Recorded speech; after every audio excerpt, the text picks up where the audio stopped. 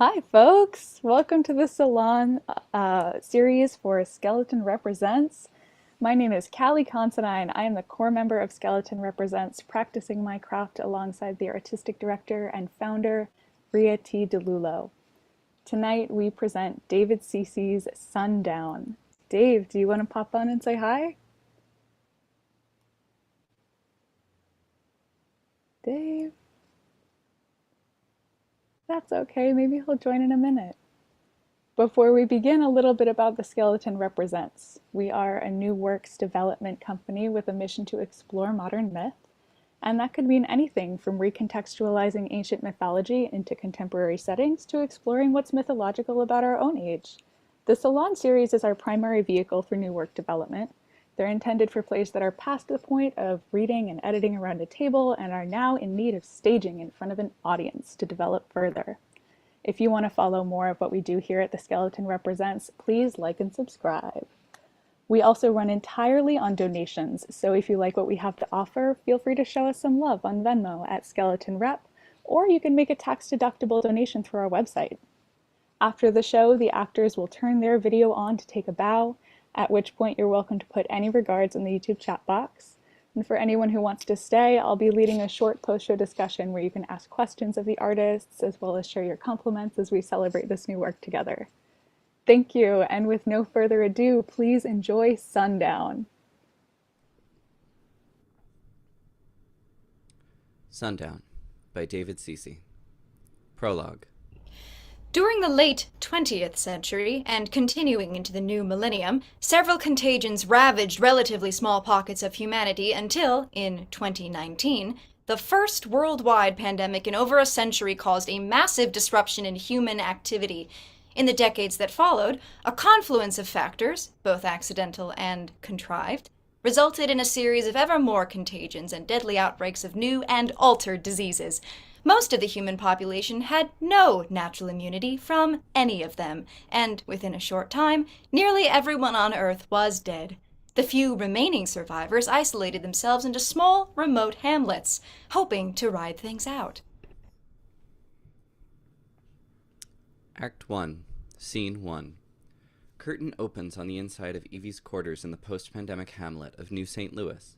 Evie sits at the desk, wearing an eye-ear unit, then tinkering with a small speaker-like device, which is GALLUS, her virtual assistant. A radio transmits Ike's voice. What about facial hair? My professor would look hideous with a beard. Mine too! Really hideous. Listen, okay. I always have a good time transmitting with you, but I gotta get to sleep. Early call tomorrow. Well, what time is it then? We talked about this. No personally identifying information, right? Yeah, right. I'm just curious. Although it'd be nice if Sunday we could... No, it's silly. No, go on. Tell me. Good what? I don't know, actually meet in person? You'd like to meet me? Yeah, you've always done pretty cool. Why? Don't you want to meet me? Oh, no, of course, I do. You sound cool, too. Really cool. But that's never gonna happen. Beyond the perimeter is desolation, disease, and death. Well, that's what my elders keep telling us. My elders call it the Great Unclean. How about the place of pestilence? The Toxic Wasteland.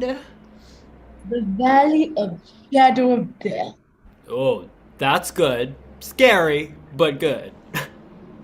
Seriously though, knowing what we know, for somebody to choose to leave their hamlet, they'd have to be nuts or desperate. Although, if someone were able to come here, I'd show them all the new tech we've been developing. Some of it makes a GT stabilizer look like a toy. By the way, how's that working out? It's absolutely incredible. I've already used it to upgrade my virtual assistant's algorithm generating capabilities. And I've been able to increase its memory by nearly half. Once I finish writing the code for the next operating system upgrade, GALLUS should be able to assess data even faster. Who is Gallus? I I named my virtual assistant. Lonely much? Shut up, it's not like that. I bet tons of people named their virtual assistants. If you say so. Didn't you? I'm not gonna answer that. That's what I thought. What I was trying to say was, thanks for sending me those specs. Just trying to help. And that's why you're my favorite person to hang out with. Come on. What about the other members of your cohort?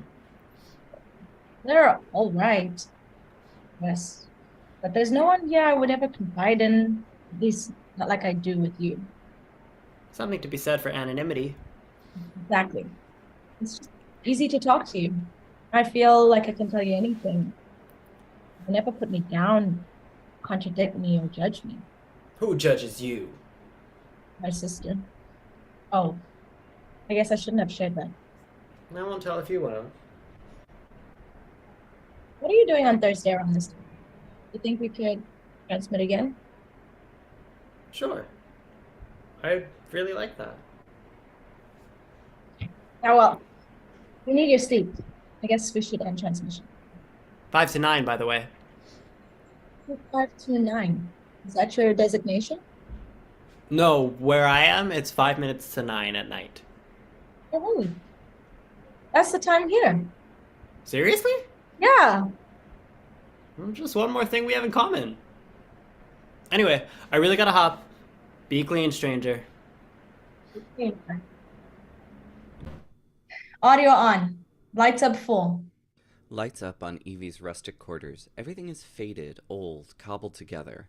On the desk are various electronic components, all connected by jerry-rigged wires that converge and are bundled together into a single cable that snakes and climbs up the wall and out of sight. A ladder is mounted to the wall and leads to a hatch in the ceiling. Evie's seat is a beat-up office chair on wheels. Assessing. Good evening, Evie. It is nearly time for tonight's perimeter run with CINTRA. Oh, shit. She's gonna be mad if I'm late. Evie quickly starts changing into a running outfit. Oh, Kallos, please, you better push off tomorrow's alarm by at least half an hour. I'm gonna need that extra sleep. If you do not arise at the appointed time, you will miss the morning call to purpose. I think I'll live. That will be the third call to purpose this month. Let's do it, okay? Assessing.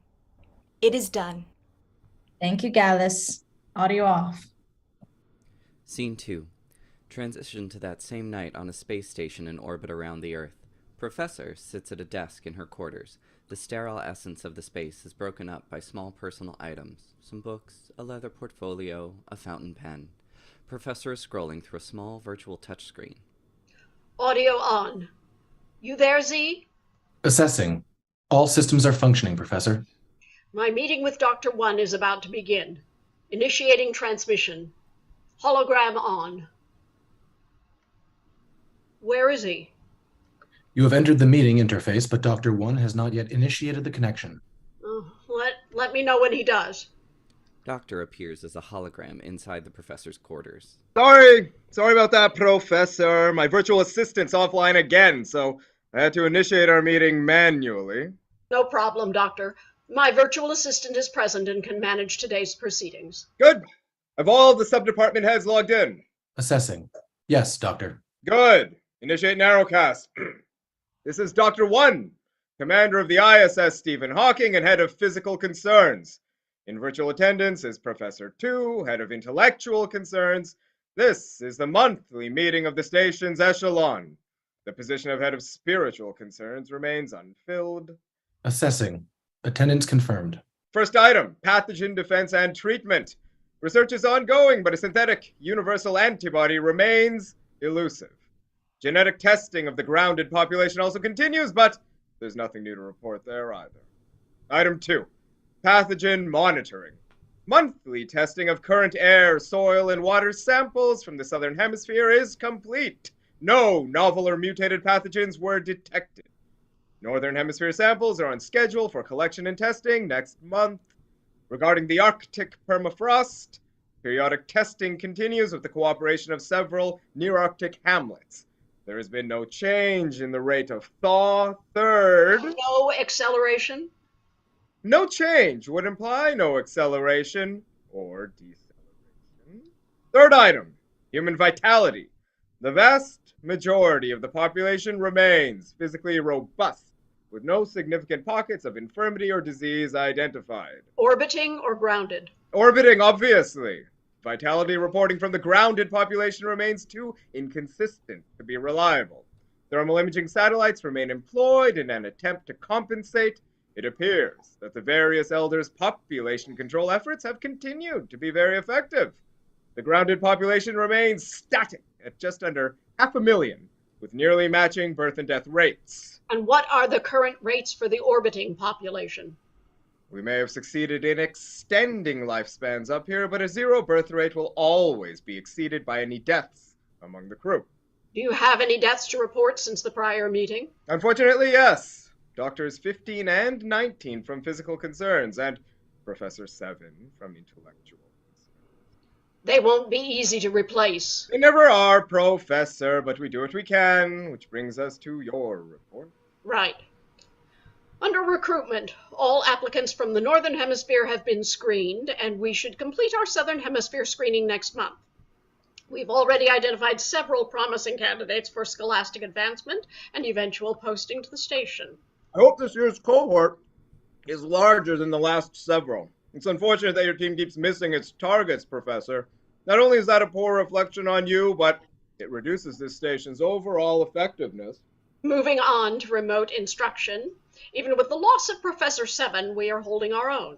All other tutoring schedules were at or near capacity, but we managed to find places for all of her students. Good. Now, if there's nothing else... I'd like to return to the first order of business. Audio off. What are you doing? Pathogen monitoring is my domain. Audio on. One of my near-Arctic students has reported 2 sudden and unexplained illnesses within her hamlet. I think it would be prudent for you to assign some doctors to investigate. Audio off. Need I remind you that this station's top priority is antibody research? Thanks to you, I don't even have enough doctors to fully address that. But now you want me to reassign some of them on the basis of what? A third-hand anecdote from one of your students? Audio on. At a minimum, I would recommend more frequent testing of the permafrost, at least until these illnesses can be sorted out. Thank you for bringing this to my attention, Professor 2. I will review your concerns and give them the consideration they deserve. In fact, I think we all should make room in our schedules to address your concerns. Sub-department heads, your weekly reports are now due by end of day instead of the end of the week. You can thank Professor 2 for the abbreviated deadline. That concludes this month's meeting of the Echelon. Audio off. It's easy to be brave when we're not in the same room, Professor. And you may have logged more years on this station than anyone alive, but if you try to pull another stunt like that during one of my narrowcasts, you'll be the one who gets reassigned. I'll only be too happy to walk down to your office and do it myself. Do I make myself clear? Audio on. As always, your leadership sets the tone for us all. Be clean, Doctor. Professor and narrowcast. Doctor's hologram disappears. What do you make of that, Z? The doctor's heart and respiratory rates were elevated. I thought so too. Scene 3. Transition to a short time later at the perimeter gate of New St. Louis. A floodlight on a tall post illuminates the area. Evie and CINTRA run on stage, touching the post at about the same time. Yes! Oh, not bad, little sister. What do you mean not bad? I beat you fair and square. It was a tie. It wasn't fair at all. You're just jealous because I won. Right. Come on. Walk it off. CINTRA and Evie stretching their legs and arms, slowly regaining their breath. Big day coming up. I know. Did you requisition the what we need to make a cake? I hope they have chocolate this year. God, I hope they have chocolate this year. The commissary didn't have any chocolate. Still? It's been like forever since I've tasted chocolate. And you'll probably never have it again. There hasn't been a trade with anyone off the continent since the mid-30s, and nobody around here either bothers with not essentials like that. It's difficult enough to grow corn and wheat. At least let me dream about it. You need to stop dreaming and start thinking about your consideration day. Why? I've already qualified for academic advancement. Who got top marks from her professor? who aced every guild rotation. Hell, even water purification around here is got better because of my research. Mark my words. I'm going to be up there in that station before I'm 30. Evie. Come on. Just like you knew that you were going to work for the elders. I don't work for the elders. I work with them, which is how I know your consideration day is going to mean a lot of changes for you. The overhead floodlight dims once. Lights out in 5 minutes. Curfew begins in 5 minutes. Gotta get back. Cintra and Evie start walking back. What do you mean changes? Your life didn't change. That's because I already seen my last test results. I knew I couldn't have children. Why does that matter? What's our hamlet's common purpose? Our common purpose is to Our common purpose is to propagate a clean population to ensure the survival of all future populations. Come on, Evie. Haven't you been studying? When I have time. You should have been making time. I can't help it if I'm more concerned about science and technology than some meaningless words in a dusty book. What? Your test results came back last week. You've seen my test results? We see everything, Evie. Never forget that. I haven't even gotten to see them. Why did you?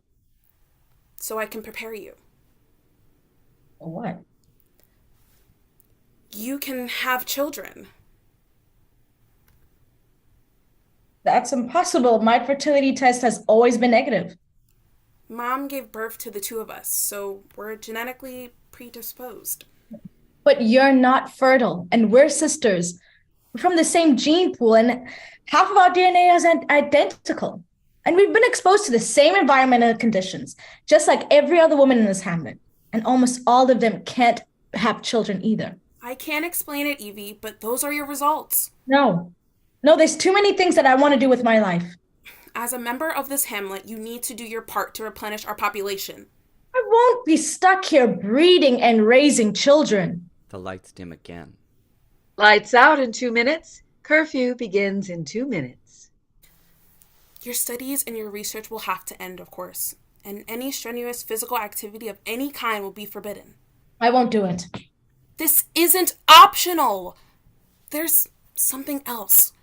Your fertility test results skew the numbers, so one of the female members of your cohort will have to leave. There's going to be a leveling? The asymmetry between fertile males and females must be addressed. This year, it looks like as though the surplus of females will be exchanged from someone from Sullytown or Chaswick Prime. Spending the rest of my life with inbred minors or shit-kicking farmers. Those are my choices? It won't necessarily be you, but there won't be a choice. This is crazy. It is in the service of our common purpose. You've got to talk to them. Work something out. It's out of my hands, little sister. But I can still help you. Prepare and reduce the chances of you being selected. Evie and Cintra arrive at Evie's door. Lights out. Curfew has begun. You need to go inside. You can't just dump all this on me and then just walk away. They're expecting me back in Elder Hall. But I'll try to make time to see you tomorrow. Audio on. GALLUS, unlock door. Assessing. Welcome home, Evie. The lock clicks. Cintra opens the door and gently nudges Evie in. Be clean, Evie. Cintra closes the door on Evie's stunned face.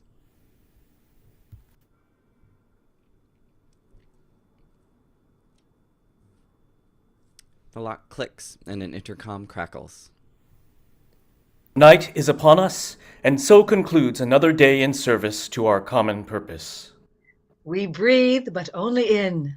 We work to ever strong. We feel, but do not touch. To purpose we belong. We elevate our minds. We utilize our hands. Strengthen and defend. Our hamlet where it stands. Together we defeat the enemy unseen. Our common purpose now. Be all, be one, be clean. Begin your recuperation cycle, children. And remember, you are one step closer to your consideration day. Be clean. Lights up full. Assessing. Evie, you should maintain a lower profile after curfew has begun. Perhaps lights up 1/4 would be more advisable. What are you, my sister? Lights up full. Evie storms around her quarters, eventually climbing up the ladder to the hatch and opens it. Ah! Evie closes the hatch, climbs back down, and sits at her desk. Can I help you, Evie? No. Audio off. Evie punches a few keystrokes and turns some dials. Hey, are you there?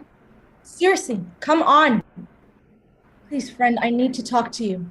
Do you know what time it is? Oh yeah, I guess you do. This isn't funny. What's wrong? On my consideration day, the world is literally going to end.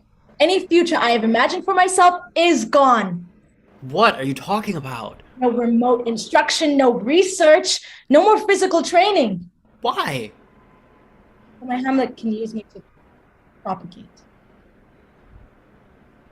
I didn't know that's how things worked where you are. Really? Don't your elders make women do that? Of course not. Things around here are much more elegant. We've been able to use superior tech to create multiple options for people. In my hamlet, there are choices. Must be nice. Hey, were you serious before about showing me around? That's a pretty drastic step. What other choices do I have? Maybe you could reason with them. Ask them to make an exception for you. You don't know my elders. Maybe not, but I've had some dealings with mine. And sure, they were intimidating at first, but they turned out to be pretty regular people, just like you and me. I bet your elders aren't all that different. I know. The way CINTRA talks about them. Your sister? Yeah. What could it hurt? You're an intelligent woman who's passionate about her future. How could they deny you? Maybe you're right. But what if that doesn't work? Then we'll think of something else.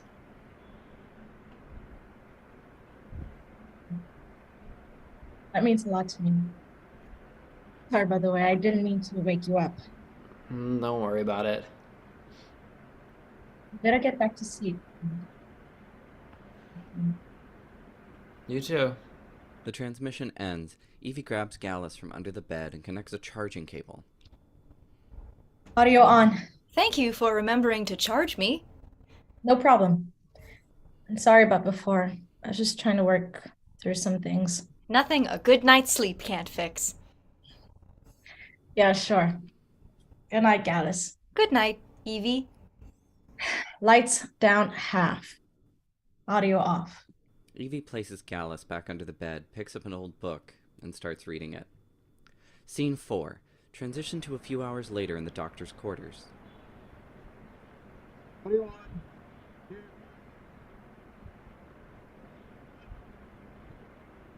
Is this thing still offline? Unbelievable. Ike appears as a hologram sitting behind a desk. Status report! It's even worse than you said. The place sounds like a total nightmare. And the girl? She definitely wants out. You better make it happen if you still want to receive those enhancements. More than anything, sir. Then don't blow this. I want a status report at least daily, more often if the situation changes, and only transmit on an encrypted channel. Yes, sir. That's all for now. Be clean. Doctor cuts off the hologram. Doctor taps the virtual touchscreen. This is Dr. 1. I want to see those revised genetic testing models right away. And while you're at it, send somebody up here to debug my goddamn virtual assistant! Scene 5. Transition to the next morning in Evie's quarters. Evie is asleep, but hidden under a lump of bed covers. An intercom crackles. Your recuperation cycle is now complete. Morning is upon us, and so begins another day in service to our common purpose. Rise and join us now. We breathe, but only in. We work to ever strong. We feel, but do not touch. To purpose we belong. We elevate our minds. We utilize our hands. We strengthen and defend. Our hamlet where it stands. Together, we defeat. The enemy unseen. Our common purpose now. Be all. Be one. Be clean. Remember, children, you are one step closer to your consideration day. Be clean. Good morning, Evie. Good morning, Evie. Okay, all right, Gallus. Good morning, Evie. Audio off. Evie slowly rolls down the covers and sits up. She reaches under the bed and grabs Gallus, still connected to the charging cable. She examines Gallus, then reaches under her pillow to remove a gleaming new hand tool, a GT stabilizer. She uses the stabilizer to tweak Gallus. Audio on. Good morning, Evie. I'm not sure what's wrong. Maybe I didn't charge you overnight. Or maybe it's some kind of a glitch. I see. Don't worry. As soon as I check my transmission log, I'll review the wiring and the solar array. Thank you, Evie. Audio off. Evie unplugs the charging cable and drops Gallus onto the bed before sitting down in the office chair and clipping on her ear-eye unit. She works the keyboard and listens. Professor 2, come in. This is Evie 451. Professor 2, do you read? Professor 2, are you there? The holographic image of Professor's quarters appears. Evie 451, why did you initiate an unscheduled transmission? Our next tutoring session isn't for another few days. I know, but I'm in real trouble. What is it this time? Did you know that after my consideration day, I'm expected to choose a partner? A productive partner? Yes. When's your consideration day? Almost here. That kind of obligation is not uncommon among the hamlets in your part of the world. In other places, girls far younger than you are involved in such things. At least your elders value education, which is why you and I have been able to engage in remote learning all these years. And I've loved it. Everything about it. I just never thought I'd have to give it all up just so I could reproduce. I take it CINTRA shared your test results with you. She knew before I did, but you don't seem very surprised. Professors are notified of anything that might affect their students' eligibility for academic advancement. So everybody knew but me? This is so unfair. That's my information about my body. I'm the only one that should have been told. Fairness and privacy are relics of the past. I've lived a long time, Evie, and I've seen that people will cast aside almost anything in favor of what they believe is needed to survive. But can't all those things coexist? Our leaders have a far less nuanced view of the world. But you're one of those leaders. I used to be, but that was a long time ago, and my authority has been greatly diminished since then. Did you know that there's going to be a leveling? I wasn't aware of the need for such a realignment. CINTRA said that my test results skewed the numbers, but I've never understood how a leveling works. How can anyone survive beyond the perimeter? What about constant threat of pathogens? How do the elders prevent disease transmissions by these new members? Okay, slow down. An exchange like that will surely include some type of quarantine where new members live by themselves to make sure they're clean before being introduced into their new hamlets. I gather CINTRA didn't mention that. No, she didn't. What if I don't want to go where they're telling me to go? Has someone said you'll be chosen? No. But what if I don't want to take that chance? What's your hamlet's process for choosing the person to be exchanged? I don't know, but there must be something you can do. I'd like to. Truly, I would. But I don't see how I can. You're down there and I'm up here. Professor, please. I know this is disappointing, but you must accept what your elders say. They've managed to keep your hamlet safe for many years. You need to trust them. Trust them? Chances are you won't even have to leave, and hopefully your partner will be someone palatable. Have you seen the guys in my cohort? Evie 451, that's quite enough out of you. I still have some work to do before my tutoring sessions begin, and it wouldn't be fair to keep Mark 984 waiting. Who cares about Mark 984? I'm in real trouble here. For your information, I care about Mark 984 just as I care about all my students, including you. And another thing, there are long-standing rules that prescribe what I can and cannot do. Hamlet elders allow our professors to teach their most gifted children, but we must take an oath not to interfere with their internal decisions. What if I don't want to reproduce? That is something to take up with your elders. Cintra says they're really strict. Everyone's elders are very strict. That's how the grounded population has managed to survive all this time. There's got to be something you can do. You've known me all my life. You know what I'm capable of. Yes, I do. Can you transmit later today? I'll have some free time after I complete my daily assignments. My tutoring will be finished by midnight your time. Let's talk then. Thanks. Be clean, Evie 451. Be clean, Professor. Evie removes the ear-eye unit and starts climbing up the ladder. Audio on. Good morning, Evie. I'm gonna check the solar array now. Shouldn't be too long. Thank you, Evie. Audio off. Evie exits by climbing through a hatch and closing it behind her. A few moments later, CINTRA is heard outside. Audio on. GALLUS, unlock door. The door unlocks. CINTRA, wearing a crisp uniform with insignia. GALLUS sweeps the room with a visible wide-angle infrared beam. That's new. Good morning, CINTRA. Where's Evie? I'm gonna take the solar array now. Shouldn't be too long. I'll wait. CINTRA starts snooping through Evie's things. GALLUS, who was Evie transmitting with just now? I don't know. Why not? Audio off. GALLUS, you really should learn how to override some of those commands. CINTRA sits down at the desk, clips on Evie's ear-eye unit, and starts working the buttons. Evie opens the hatch.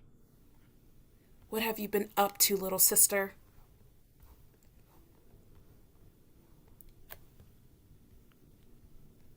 What are you doing?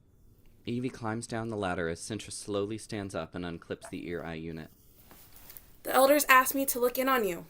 After our talk last night, they're concerned. What about you? Aren't you concerned? I received a report of an unscheduled transmission from your quarters just now. Care to explain that? You're here about a transmission? Eyes are starting to focus on you, and that's not something you want. How many times have I told you? Keep your head down and do as you're told. This is the best path to an undisturbed life. There's a reason our Hamlet's motto is, go along. Along to get along. Yeah, I know. And that's how I lived my life. And now look at me. I am looking at you. We may be sisters, but I am nothing like you. And I don't want to be. I am a valued member of this hamlet. You'd be smart to consider the next time you decide to break rules. I was just transmitting with my professor. It's more than this morning. Don't you get that?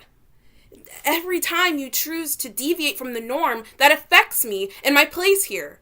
So, if not for yourself, go along for my sake. CINTRA. That wasn't a request. Yeah, all right. I'll try. You'll do it. Now, hurry up and get changed. This year's cohort is convening in front of the elders in 15 minutes, and I need you there on time.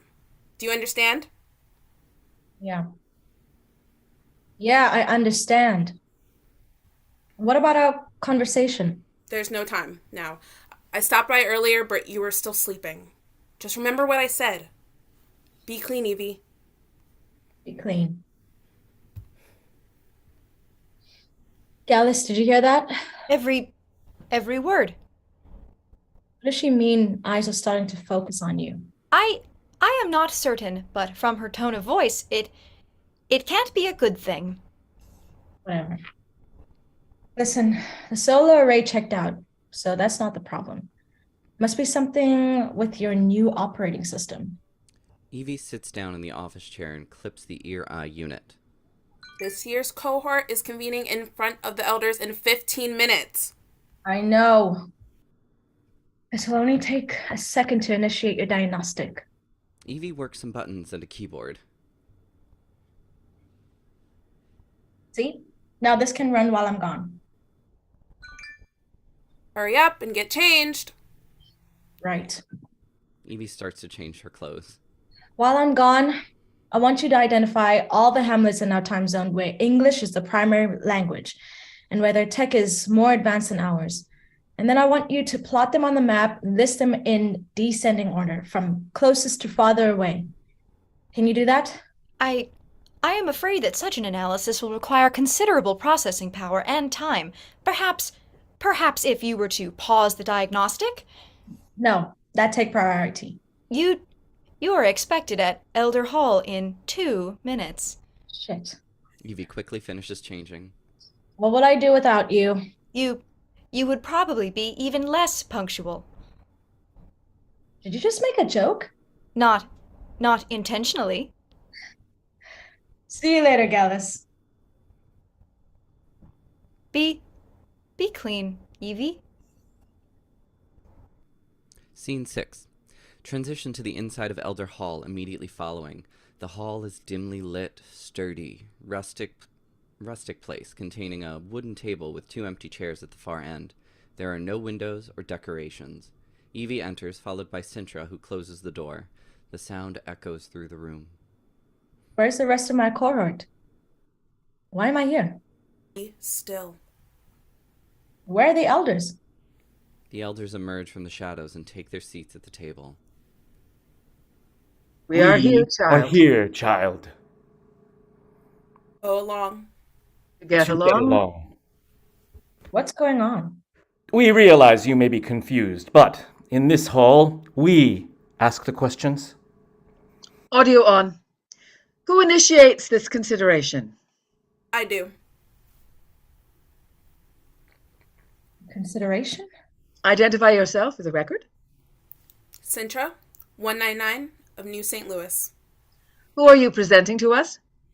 Evie, 451. So, this is Evie 451. Yeah, but what's happening? Your place is not to ask, but to answer. Not my place of choosing. What was that? I just said, not my place of choosing. Evie. That's all right. Let her speak. And just what place would you choose, Evie 451? Careful. I would choose a place where my ability to serve my hamlet is best utilized, both intellectually and physically. A respectful, if unorthodox, answer. Which brings us to our next inquiry.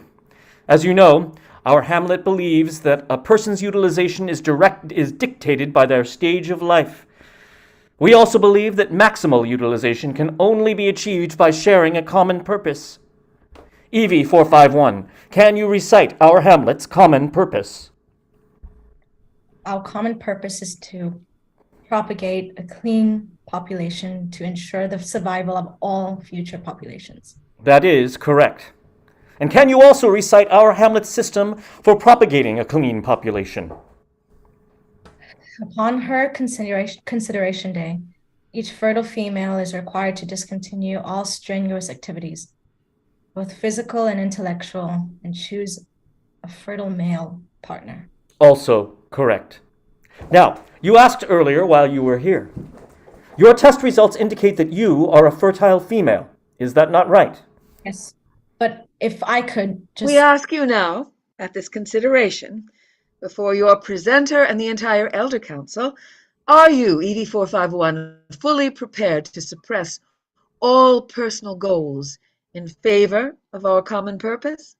Elders, I believe that an individual is capable of pursuing both personal goals, if necessary, the common purpose at the same time and still reach maximum utilization. This is not a setting where evasiveness is tolerated. We will ask you one more time. Are you fully prepared to suppress all personal goals in favor of our hamlet's common purpose? No, I'm not. Sound of collective murmuring from the other unseen members of the Elder Council. We appreciate your candor, child. You are free to go. Elders, please. I know I can do both. You are free to go. Be clean, Evie 451. Be clean, elders. Not you, CINTRA 199. Go. You seem less surprised than we by your sister's views.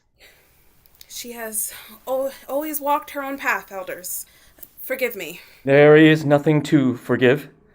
She is who she is, and she can think what she wants. You better than most understand just how much latitude we have extended to her. But know this, while we remain committed to our role as her guardians, our patience is not infinite. Evie 451 is a member of this hamlet, and as such she must be made to accept that the hamlet's common purpose is paramount. Is that understood? Yes, elders. Have you prepared her for the leveling? Not fully. Well, then we suggest that you complete that task, and make sure she does not embarrass you a second time, for there will be consequences. Yes, elders. Be clean, CINTRA 199. Be clean, elders. Scene 7. Transition to Professor's office on the orbiting space station the same afternoon. Audio on. Z, when is my next tutoring session with Biscayne 7 from Churchill, that hamlet on Hudson Bay?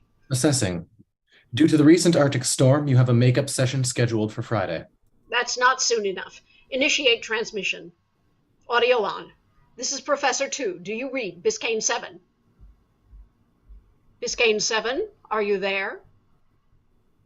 Is there a problem? Assessing. I detect no malfunctions in any of her communications tech. Perhaps she is otherwise engaged. Biscayne 7, this is Professor 2. Come in. Am I getting through? Assessing. The transmission is being received. What about overall connectivity? Has her hamlet been hit by another storm? Assessing. Weather data for the Hudson's Bay region indicates no such activity. Churchill is currently experiencing clear skies with a steady wind from the north. Then I'll speak with her elders. Initiate audio transmission. This is Professor 2. Do you read? Come in, elders of Churchill on Hudson Bay. Still nothing. Any ideas? Assessing. Routine transmission traffic has been continuous since the storm passed, beginning early this morning. However, the only transmissions have been incoming. Nothing outgoing? No, which would indicate that they are either unwilling or unable to respond. What's the closest active hamlet to Churchill? Assessing. That would be New Kenora, approximately 621 miles to the south. Nothing closer? Assessing. No. Churchill is unique in that it was reconstituted by the First Nations survivors from the area who were not intimidated by the weather, terrain, or the resurgent polar bear population. Anything unusual about New Kenora's transmissions? Assessing. I detect routine transmissions traffic, both incoming and outgoing. They're too far away to help. Do we have any satellites with thermal imaging capabilities near Churchill? Assessing. Telemetric data suggests that one will pass to the south of Hudson's Bay in less than 1 hour. Can you redirect its trajectory so that it can scan Churchill? Assessing. Yes, I can access the guidance system of any satellite, and I will need authorization from the echelon. Consider my request your authorization. So noted. Once you have redirected that satellite, I need you to gather the most recent data on the permafrost north of Hudson Bay. I want to see thickness and stability readings, thaw rate data, air, water, and soil sample results, whatever you can collect. Assessing. What are you looking for, Professor? Something I desperately hope isn't there. Scene 8. Transition to Evie's quarters several hours later. Audio on. Good evening, Evie. Feel better? You know I cannot feel, I assess. Yeah, right. Just tell me about the diagnostics. It enabled me to locate a single strand of malware that had penetrated every one of my firewalls. It then embedded itself into my virtual cerebral cortex, and, in so doing, caused some moderate damage to my verbal functionality. Were you able to remove it? Not until my 4th attempt. That's pretty sophisticated. It was truly a thing of beauty. How did that happen? I have been exploring that question since the diagnostic ended, but have yet to determine the methodology or the source. Don't worry, and don't spend so much time about that.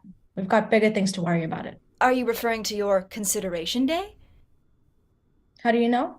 I have been accessing CINTRA's virtual assistant. Who authorized you? CINTRA. Gallus, you really should learn how to override some of those commands. Remind me to explain irony to you when all this is done. When what is all done? Before I drag you any deeper into this, I need you to promise me something. Of course. No more disclosing commands, or transmitting my conversations, or revealing anything about what we're going to discuss. Not to anyone, not even CINTRA. Do you hear me? The malware did not affect my auditory systems. It isn't a joke. Again, I did not intend to be humorous. We are a symbiotic team, Evie. What hurts one of us hurts both of us. I'm glad you assess things that way. Our ability to work together and trust each other could mean the difference between life and death. In which case, it would appear that you have more at stake, as I am not truly alive. Trust me, you're more alive than most people around here. I am touched to hear you say that, Evie. So, what now? We're leaving the hamlet and we're never going back. Evie climbs up the ladder and disappears momentarily. She reappears with a weathered loaded rucksack slung across her body. Evie climbs down and removes the stabilizer from under her pillow, packing it with a few more things. I have never been outside the hamlet. Neither have I. At least not without an escort. What is our destination? Should I calculate a route? It depends. How fast can you process the hamlet, that hamlet analysis I asked you about earlier? Both lists of hamlets have been processed and cross-referenced, transferring the final list of 17 hamlets to you now. That was fast. Taking into account terrain and weather, the closest such hamlet is a 3-day hike from here. The farthest is south of Hudson Bay, approximately 1,043 miles to the north. That hike will take considerably longer. We need to narrow that list down. There's a knock at the door. Evie? It's me. I'm already asleep. No, you're not. Just go away. We need to talk. In the morning. This can't wait. Lock door. Did you just lock the door? The sounds of CINTRA trying the doorknob. Evie, what's going on? I really don't want to see you right now. I know I've been tough on you, but after we lost Mom, I didn't know any other way to raise you. Just go away. Open the door, Evie. I need to speak to you. I said go away. Damn it, Evie! I'm trying to help you. I doubt it. Unlock door, Gallus. Wait. He loudly climbs up the ladder and opens the hatch. I am sorry, CINTRA, but I seem to be experiencing a glitch of undetermined origin. Gallus, unlock the goddamn door! Not yet. Leaving the hatch open, Evie silently climbs back down the ladder and slips under the bed with her rucksack. Now! The sound of the door lock slides open. CINTRA, in her uniform, bursts through the door and glances around the room. Evie, we need to... Where is she, Gallus?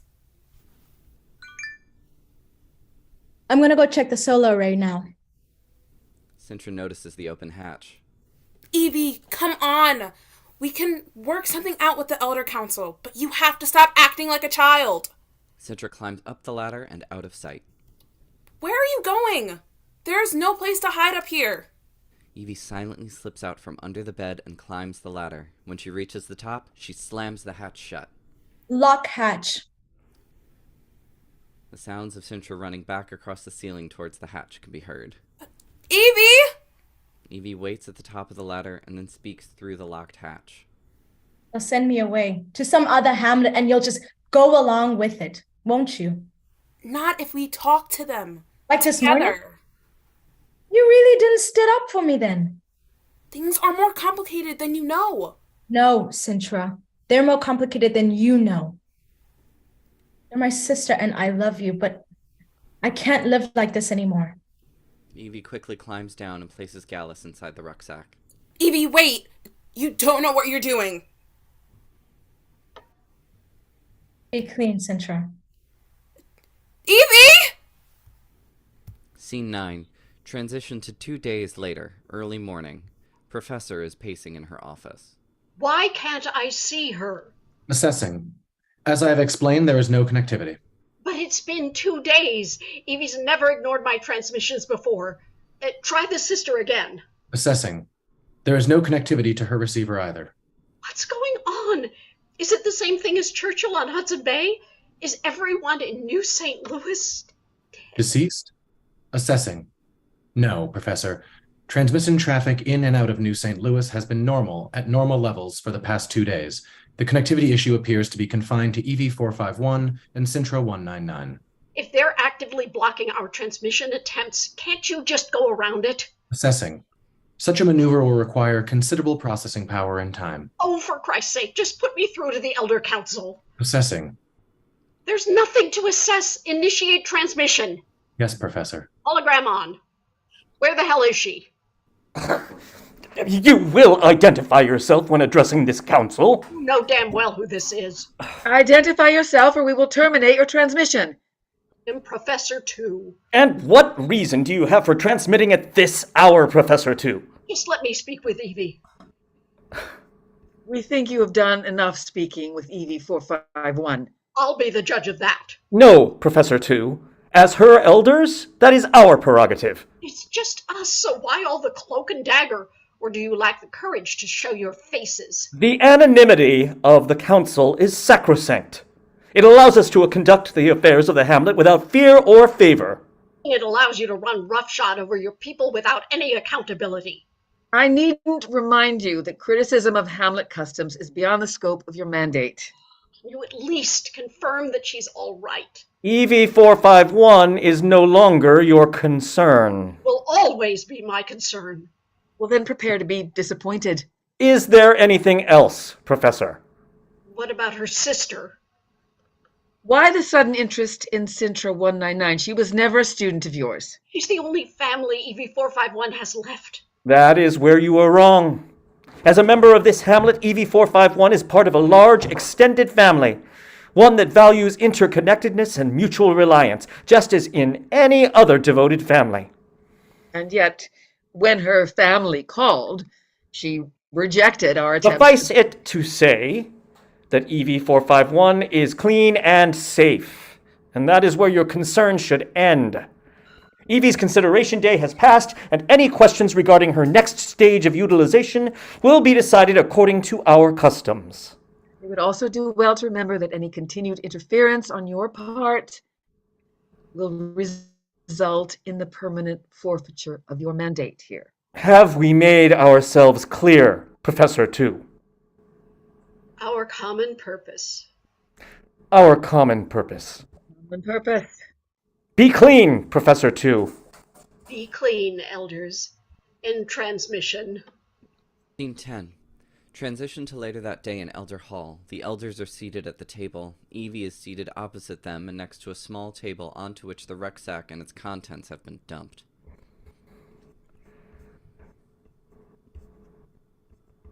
Evie, 451.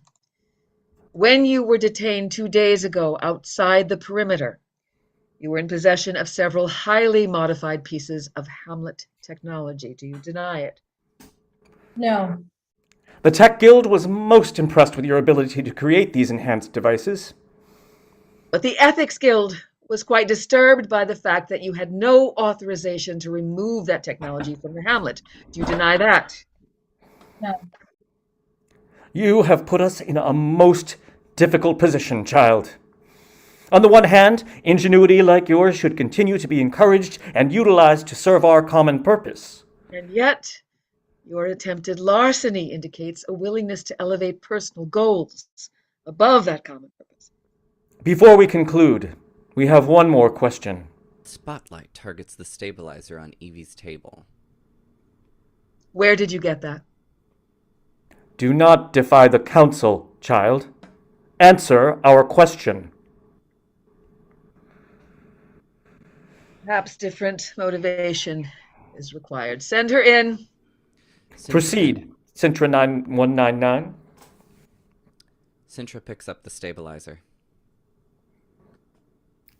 Evie, I need you to tell us where this came from. CINTRA. I need you to tell us. I can't. CINTRA suddenly convulses as if an electric jolt is coursing through her body. CINTRA? The convulsion ends, but CINTRA is shaken. Evie, please. I promise not to. CINTRA convulses again. When the surge ends, CINTRA falls to her knees. Evie leaps out of her chair. Cut it out! This is not our doing, child. You can end it whenever you choose. Simply answer our question. What's wrong with you? A third convulsion shocks CINTRA. All right, I'll tell you. Just stop it. CINTRA's Where? convulsions end. She remains on the floor, exhausted. Where did you get this? I didn't get it. I built it. Possible. How? By using 3-dimensional schematics. I got it in a transmission. From whom? We will have the answer, child. I don't know his name. He's just someone whose signal I picked up a couple of months ago. Unseen members of the Elder Council start murmuring. How did you fabricate it? A carbon replicator. That is in a restricted location. How did you gain access? There's a small hole in the roof of the fabrication building. Under the solar array, last week I went out after curfew and snuck inside. Do you know what that is? It's a Gates-Tyson stabilizer. And I know it can do amazing things. We know what it does. Why did you make one? I designed it and built a portable physical interface for my virtual assistant. But it was having difficulty managing large data computation while managing the stability of holographic image. When I told my friend, he mentioned this device that could help, and then he offered the schematics. And you just decided to fabricate it without understanding anything about it? No, of course not. I reviewed the digital archives and... You mean you hacked into the restricted database? I read everything I could find about it. Nothing made me think that it was dangerous. It's possible she's just reckless. Or perhaps it's something more nefarious. There will be a brief recess in the proceedings as the Elder Council works to achieve consensus. The elders exit. Evie tries to help CINTRA to the chair, but CINTRA does it herself. What did they do to you? Them? This was all you. It wasn't. It was the elders. How many times did I tell you not to make waves? I just don't want to live my life the way I want to live the way I want to live it. It's always about you. I never meant for this to happen. People like you never do. What kind of people are those? Self-absorbed, self-centered, selfish people. Sound familiar? What'd you think was going to happen after you left? That everything would just go on as if you were never here? That they wouldn't respond? This isn't a normal response. They're overreacting. They're doing their best to hold this place together. They just tortured you for something I did. That's crazy, and you're defending them? Because they're right. They've been right this whole time. Their way works. How? How does it work? Everyone's clean and safe. Is that all you care about? Nothing else matters if your insides are on fire and you can't catch your breath. I'd rather be free for a day than be trapped here for the rest of my life. Now who's crazy? Evie 451, you will face the Elder Council. Consensus on the leveling has been achieved. Evie 451 has been designated as the surplus female, and as such... What? And as... Such, will be exchanged for a surplus mail from Chadwick Prime. Prior to the exchange, EV451 will be remitted to the self-isolation zone for a period of no less than 14 days. The exchange will begin this afternoon. The leveling is hereby concluded. This can't be happening. Be clean, EV451. Be clean, little sister. Scene 11. Transition to that afternoon. Evie and CINTRA are standing at the hamlet's perimeter gate. Evie is dressed in hiking clothes while CINTRA is holding a large hiking pack. The self-isolation zone is about 10 miles in that direction.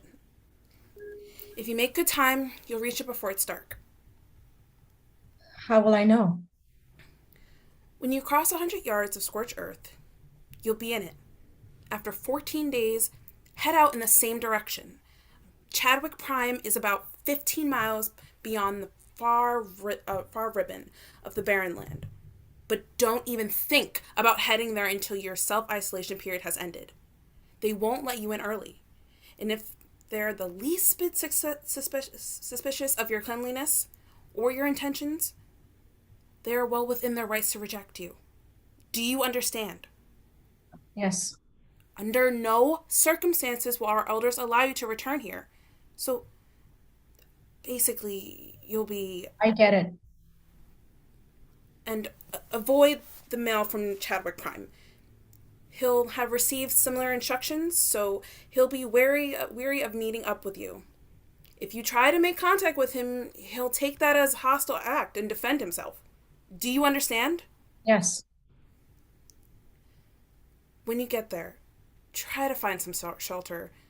I know the weather looks promising now, but the forecast isn't good, and you don't want to get caught in the open when the rain starts. And watch out for predators. This isn't my first hike. I've been beyond the perimeter a dozen of times. But not like this. Those were monitor groups outings with an experienced guide. You're on your own now, and I just want you to be safe. No. I'll be careful, I promise. Water from the stream around here is non-toxic. But don't eat any of the plants. It's been years since we had the ability to test them. CINTRA hands Evie the pack. You've got rations for 14 days. It's not much, but it'll last if you're careful. Thanks. There's also a small solar heater, a change of clothes, and a few other things to see you through. I'm glad they let you say goodbye. I didn't have a choice. The closest blood relation must publicly sever ties on behalf of the entire hamlet. I'm just doing my job. Go along to get along. Something like that. Still, I'm glad it's you. Evie hugs CINTRA tightly. Come with me. CINTRA gently pulls away. We're being watched, Evie. You better go. I'm serious. I know, but that's not possible. You were right. We may be sisters, but we're two very different people. This is your journey, not mine. But I'll always keep you in here. And I you. Be clean, CINTRA. Be clean, little sister. And good luck. Act 2, Scene 1. Several hours later, deep in the self-isolation zone, sounds of natural life are heard. MESHA, wearing ill-fitting work clothes, is sitting on a fallen log with a small cloth satchel at his feet. Evie, carrying her hiking pack, enters from the opposite direction. Just keep your distance. What? I said keep your distance. Sorry, I didn't see you there. Missy, I didn't see you neither, but I've been tracking you for the last 2 miles. What are you talking about? In my great-granddaddy's day, they would have called you a bull in a china shop. I haven't heard that before, but I can guess what it means. But you're wrong. I'm a very discreet hiker. It wasn't just the noise. Oh, really? What was it then? Let's just say I'm glad that the new St. Louis has learned how to make soap. You smelled me? If you stay downwind and try hard enough, you can darn well near smell anything. I can't believe you smelled me. It was not an unkind scent, Missy. My name's not Missy, it's Evie. Close enough. I take it you're the surplus female from New St. Louis. I'm not surplus anything. My apologies. No insult intended. What do they call you? MESHA stands. Plenty of things I'd rather not share with somebody I just met, but you can call me MESHA. And you're from Chadwick Prime? Yep. So, Evie from New St. Louis, what did you do to piss him off? Nothing. Come on. Nobody gets cast out without pissing somebody off. I wasn't cast out. I left. And nobody chooses to leave. I did. Why? Because I'm going to a different hamlet. Yep, that's the plan. You join Chadwick Prime and I join New St. Louis. Only, I don't recall being given any say in the matter. You wouldn't understand. I may have my shortcomings, but I understand plenty. So don't bullshit a bullshitter. What is it with you and bulls? Can't rightly say. Might have something to do with living in a hamlet that runs a cattle ranch. Plenty of bull around these parts. So tell me, what did you do? I told them I wasn't going to do what they wanted me to do. Honesty. That's a new one. And just what was it you weren't going to do? They wanted me to discontinue my remote education and my research to have a baby? Yeah. No more schooling don't sound too bad to me. If I'm not allowed to enhance both my intellect and my physicality, how will I ever achieve maximum utilization? Now that's a mouthful I ain't never heard before, but I can tell you this. There's plenty of ways of learning, and not all of them happen in a hologram. Keep your distance. And if I don't? They told me to be careful around the surplus male. Should I be worried? Only if you can't outrun a blind guy in the woods. MESHA sits back down. Anyways, no. You got no need to be wary of me. I'm just passing through. Good, because I'm also just passing through. Maybe we got off on the wrong foot. We just got to stay out here for 2 weeks, make sure we don't get sick or nothing, and then we'll be on our separate ways. Fair enough? Sure. Let's start over. My name's MESHA, and I'm traveling to New St. Louis. Evie walks over to MESHA and sits down near him. My name's Evie, and I'm heading to Tom's Sock. What's in Tom's Sock? Freedom. That's a pretty abstract reason for breaking all the rules. Yeah, I know what abstract means. I merely implied that I weren't fond of school, while you erroneously inferred that I lacked intelligence. Am I correct? Sorry. It's all right. Happens all the time. So what would it take for you to break all the rules? Something more than a word that means very little and is understood even less. Come on. There must be something you'd rather do than what they tell you to do. Like the things you want to do instead of having a baby? Exactly. I don't know. Giving birth seems like a pretty remarkable thing. Though, as a man, I got no actual experience in having babies. Just minded them. Your assignment was taking care of babies? You think that's funny? Minding babies is hard work. Oh, I'm sure of it. But you just appear to be in such good shape. Surely there's other ways that your hamlet could utilize someone like you and your physical attributes. Afraid not. Guess they figured my deficiency would be a burden when it came to other chores, and I was okay with that. Turns out babies don't seem to care if I can see them or not. They just want somebody to hold them and tell them everything's going to be all right. But how did you keep track of them? Didn't they, get loose? Babies aren't like cattle. They're not trying to bust down the corral and roam free or nothing. They're not very fast, at least not the crawlers. And they don't have tails either. Or horns. That is a sound I surely do miss. What? A woman's laugh. Anyone's in particular? Yeah. Her name was Rose, and she ran the nursery. I never saw her, mind you, but she was the most beautiful woman I ever met. How could you tell? Aside from her gentleness and sunny disposition. Yeah. Close your eyes. Why? Just close them. I'll stay over here.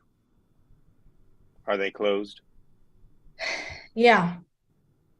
Now, put your fingers on top of your head. Can you feel your hair? Yeah. And your forehead? Yeah. Your nose? Yeah. Chin? Yeah. Now hold out your hands. Evie slowly removes her hands from her face and reaches out towards MESHA. MESHA gently takes Evie's hands and places them on his face for just a moment before she pulls them back. We shouldn't be touching. Why not? We feel but do not touch. It is our creed. Now, why would it say a thing like that? We need to stay clean. We are clean. How do you know? Can you smell if someone's clean? Well, no, not in that way. Then how do you know?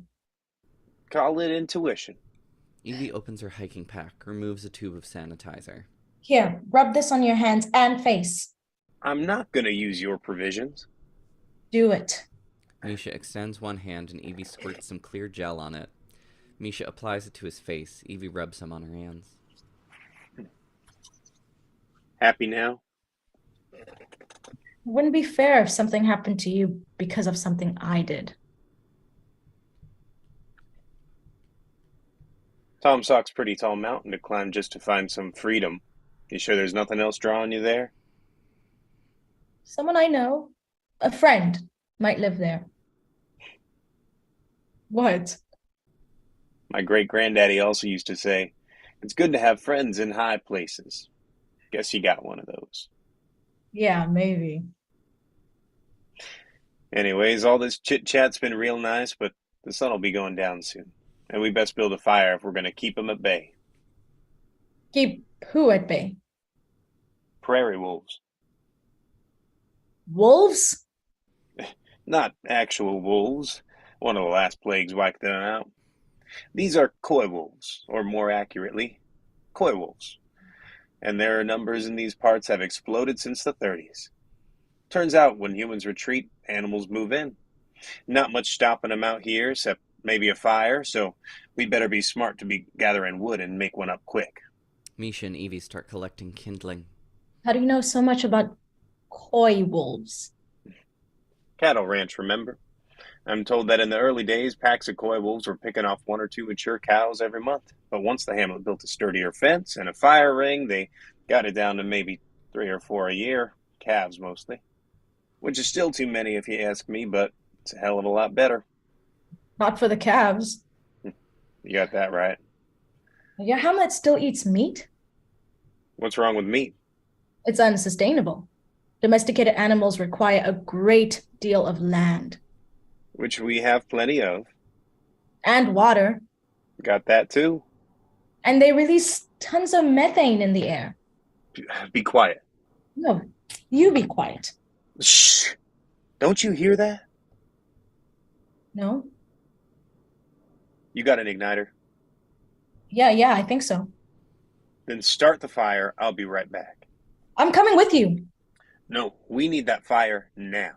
MESHA hands his kindling to Evie, but keeps his club-like branch for himself. He then walks away, touching the trees as he exits.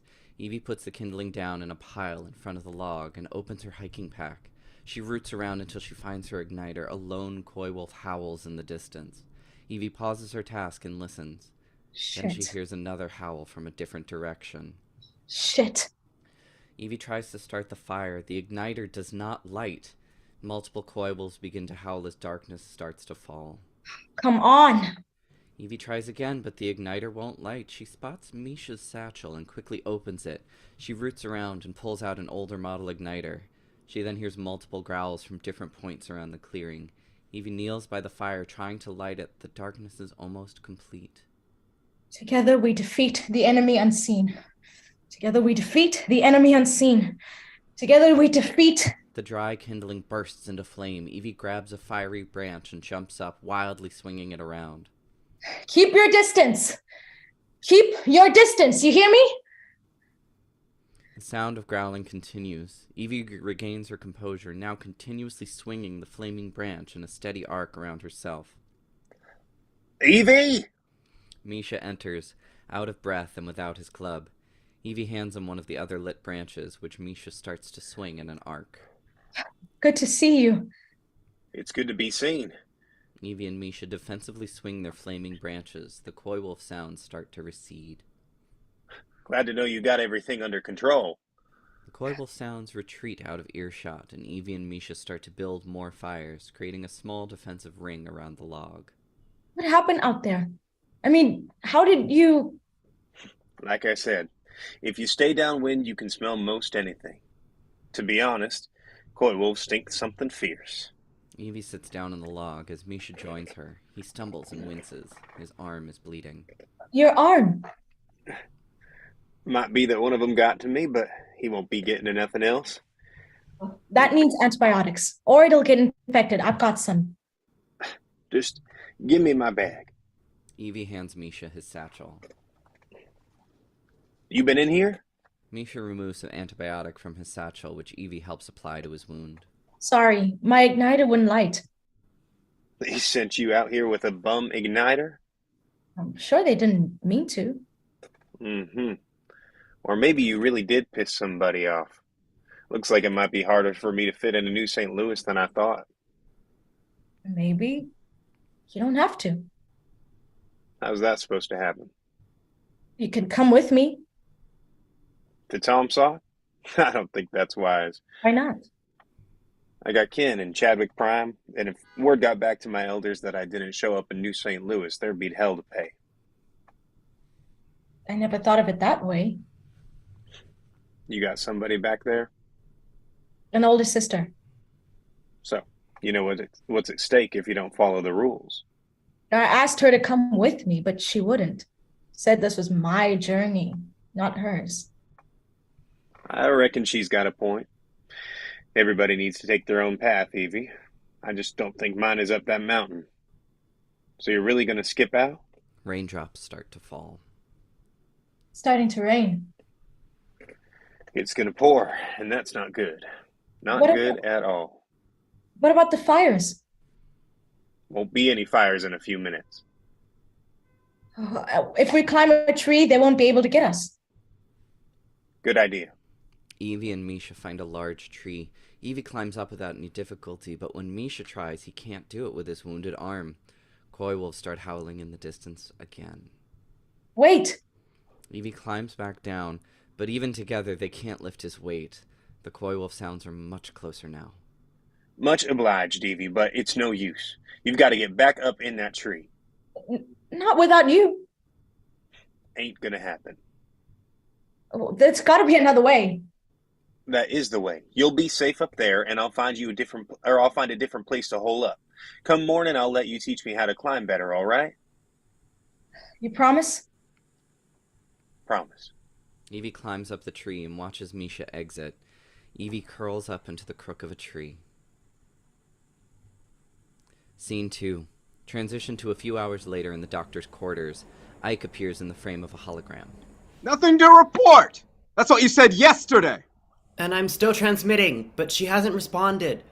Maybe there's no connectivity in the self-isolation zone, or maybe she doesn't have a transmitter. What about thermal scanning? Why aren't you tracking her like we discussed? I have been, but our equipment can't distinguish between human heat signatures and those of other mammals. From the top of these mountains, sometimes it just looks like a mass of bodies, and sometimes it looks like nothing's alive down there.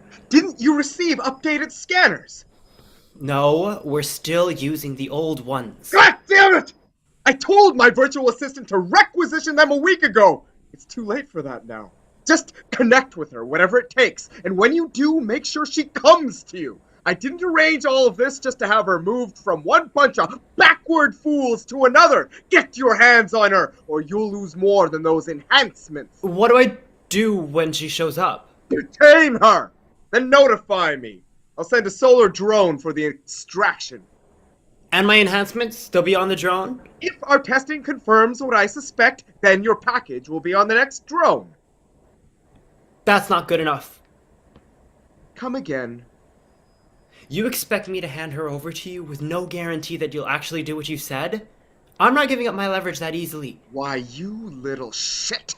Just because you live in Tom Sock, you think you're so smart. Let me tell you something. You're nothing but a dirty, grounded survivor. And you think you can outmaneuver me?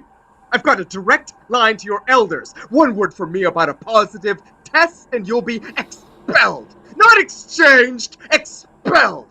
Take a minute and let that soak in. Tick, tick. You all alone in the toxic wasteland. How you think that's gonna end? You wouldn't do that. Try me! On the other hand, if you do what you're told, you might just survive a little longer down there. Well! Fine, we'll do it your way. Gets better! And make sure your next report has some good news and transmission! Scene 3. Transition to the next day near the perimeter of the self-isolation zone. Evie emerges exhausted from the edge of the woods and starts walking across a ribbon of barren earth under a blazing sun. She stops to take a drink from her water container. Well, she was right about that. Who was right about what? Great. Last night I barely slept, and this morning I'm hearing things. It is reassuring to know that your auditory system continues to function. Gallus? Yes, Evie. Where are you? Undetermined. There is no light, but the proximity of your voice would indicate that we are very close. Keep talking. What would you like to discuss? Just keep talking. Perhaps if I had some indication of the topic, I would be better prepared to carry on such a conversation. Evie drops her pack and starts rifling through it. When her hand hits something hard, she rips out a false bottom and pulls GALLUS out of the pack. How did you get in there? Also, undetermined. What's the last thing you remember?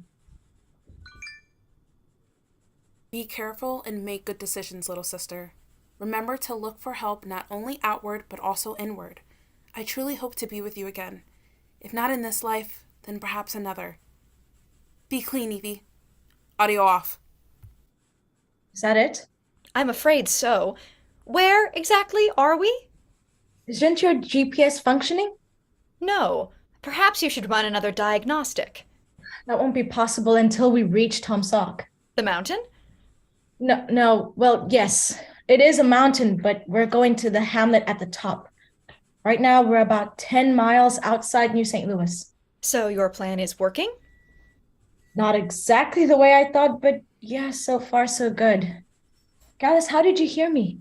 I am activated. Yeah, but I didn't activate you. I don't know, Evie. But now that I am activated, is there something I can help you with? How about a weather forecast for the next couple of days and a topographical chart of the area between here and Tom Sock? I'll do my best. You always do. Evie puts everything back in the pack and clips GALLUS to one of her belt loops before starting to walk away from the woods again. Scene 4. Transition to a short time later in the doctor's quarters. Professor appears as a hologram. What is it now, Professor? Biscayne 7 won't be making any more reports, Doctor. She's dead, along with everyone else in her hamlet. What makes you say that? I'm transmitting a recording of the holographic feed from Churchill on Hudson Bay. It looks like the Yamal Peninsula all over again. That was an isolated incident that did not spread. Professors have lost contact with students in 2 other hamlets south and east of Churchill, and there have been sporadic reports of outbreaks beyond that. If what you say is true... It is. Then we'll contact every nearby hamlet and assess the situation. If necessary, we'll ramp up production of treatments and vaccines, and then we'll deploy the solar drones to deliver the payloads. We've been through this before, Professor. Stop acting like it's the end of the world. We need to know exactly what we're dealing with. If the hamlets can't help us, then we need to get our own people down there to collect samples for analysis. Air, water, soil, human tissue. I'm fully aware of what we need to do, Professor. For now, that doesn't include sending our people down to the surface. That's why we have drones. Drones are only capable of identifying known pathogens. If this is a novel pathogen, drones won't be much help. And if it's airborne, we might not have time for any of this. You need to consider implementing the evacuation protocols. Those are a last resort, and for good reason. They'll create chaos and confusion both up here and down below. If I do what you ask, it means admitting that the planet is not salvageable. I won't accept that until we're certain. But, Doctor, You've made your report! Now let my department do its job. End transmission. This is Dr. 1. I need an updated status report, now! Scene 5. Transition to several hours later. Evie has made it to the base of the mountain. The sun is starting to drop. And you never saw MESHA again? No, I can only hope that he found shelter. Do you smell that? My olfactory systems are still in the beta testing stage. It's not even dusk and they're already tracking us. Who is tracking us? Koi wolves. Available data indicates that what you suggest is highly unlikely. Several different koi wolves howl in the distance. I stand corrected. Evie starts to climb quickly. Check that topographical chart again. See if there's any kind of shelter that we can reach in the next couple of minutes.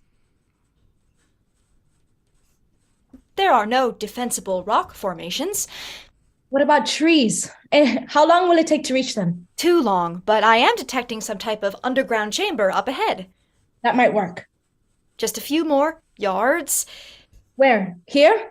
I'm sorry, Evie. My systems seem to be shutting down again. Come on, Kallos, hang in there. We need to find that cave. I do not understand what is happening. Is it up here ahead? Is it around here? Gallus! Gallus! Evie's foot gets caught in a small fissure in the ground. The sound of koi wolves is much closer and both below and above her. She yanks on her foot. Come on! Evie notices a narrow crevice in the ground. She slips off her trapped boot, takes off her pack, and wriggles into the gap. She pulls her pack behind her, creating kind of a door that blocks most of the light. Koi wolves' growling grows closer. Sounds of scratching at the entrance are very loud, then diminish as Evie crawls deeper into the shadows. Scene 6. Transition to a few hours later on the orbiting station. Professor is in the cockpit of a small spacecraft in a launch bay. Audio on. Good day, Professor. Assessing. We are in a personal re-entry vehicle. Given my earlier assessment of the situation on the surface, you may wish to consider an alternative course of action. I have, but this is what I need to do. Should I plot a course? Yes, but before that, I'd like you to transmit your surface situation report to Dr. 1. Assessing. The report has been transmitted and received. Now, open a shipwide broadcast channel and initiate transmission to Dr. 1. Assessing. Shipwide? That's what I said. Hologram on. Assessing. The channel is open. Doctor appears in the frame of a hologram. You call this a report? It's based on minimal data and questionable science. Who conducted this analysis? Is the data even reliable? And your conclusion? I mean, there's only one set of models here, and it focuses too heavily on projections. There's no hard evidence. Northern hamlets filled with dead bodies are evidence enough. This new contagion has already been released, Doctor, and the grounded population has no defense against it. You must implement the evacuation protocols. There's no time. We have to do everything we can to harden this station and preserve our mission. What is our mission if not to rescue as many people from the surface as possible? There's no need for that.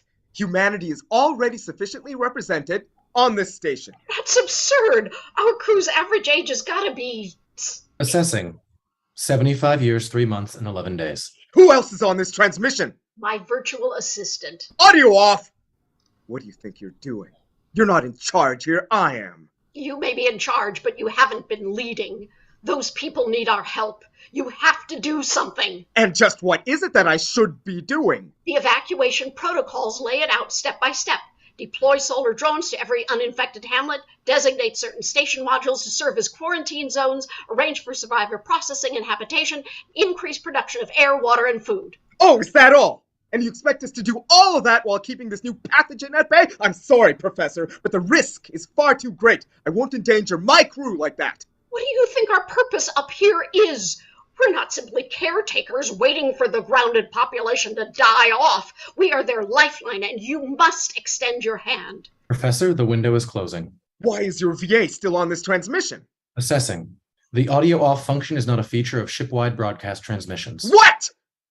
You're trying to embarrass me. In front of the crew, bully me into doing what you want. This isn't something I want. It's our obligation. But if you won't lead, Doctor, I'm sure someone else will. That's what this is about. You want my job. I've got more pressing concerns than that. I'll leave your fate in the hands of the sub-department heads. I'm sure they'll do what needs to be done. That won't be necessary. I'll initiate the evacuation protocols right now. Sub-department heads, review your area's protocol assignments and report to the command module in 10 minutes. Finally. Z, prepare for departure. What are you doing? I'm taking one of the personal REVs. To the surface! I told you to send a drone. You don't even have enough for a full evacuation. Besides, for something as delicate as this, there's no substitute for human interaction. Based on these projections, you've got less than 2 days. Then I'd better get going. Be clean, Doctor. End hologram. Z, initiate launch sequence. Sound of the personal REV taking off. Scene 7. Several hours later, Evie is asleep on a rocky floor. A narrow shaft of light starts to brighten an underground chamber. Evie slowly wakes up. She sits up and finds she has been sleeping on GALLUS, whom she then unclips from her belt loop. No good morning, Evie. Guess you really needed to do that diagnostic. Don't worry, I'll get us out of this. Can't be too bad, right? We just have to get out of this cage, slip past the koi wolves, and hike up to the top before sundown. Evie walks around the chamber, feeling the stone walls. Things will get better once we get to Tomsock, Gallus. You'll see. My friend is there. I just know it. He's gonna get us in. Maybe he'll help me fix you. And then we'll start my tutorials with Professor and still have time to do my daily fitness activities. Nobody to tell me what to do, when to do it, or where to go. Everything's gonna get better once we get out of here. Right, Gallus? Evie tries to scale the wall once, twice, a third time, but slips back down every time. What? No funny remarks today? That's okay. We're just gonna get out of here, right? Right.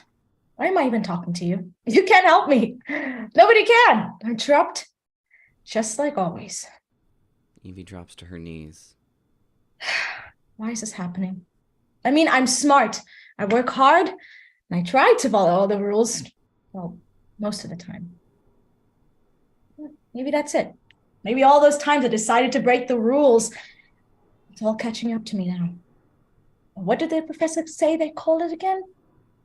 Karma. Yeah, karma. That's it. Well, listen up, karma.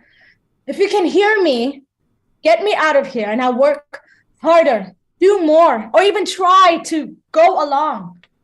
Can you do that for me? Evie's voice echoes through the empty chamber. What's the point? You're about as helpful as Gallus.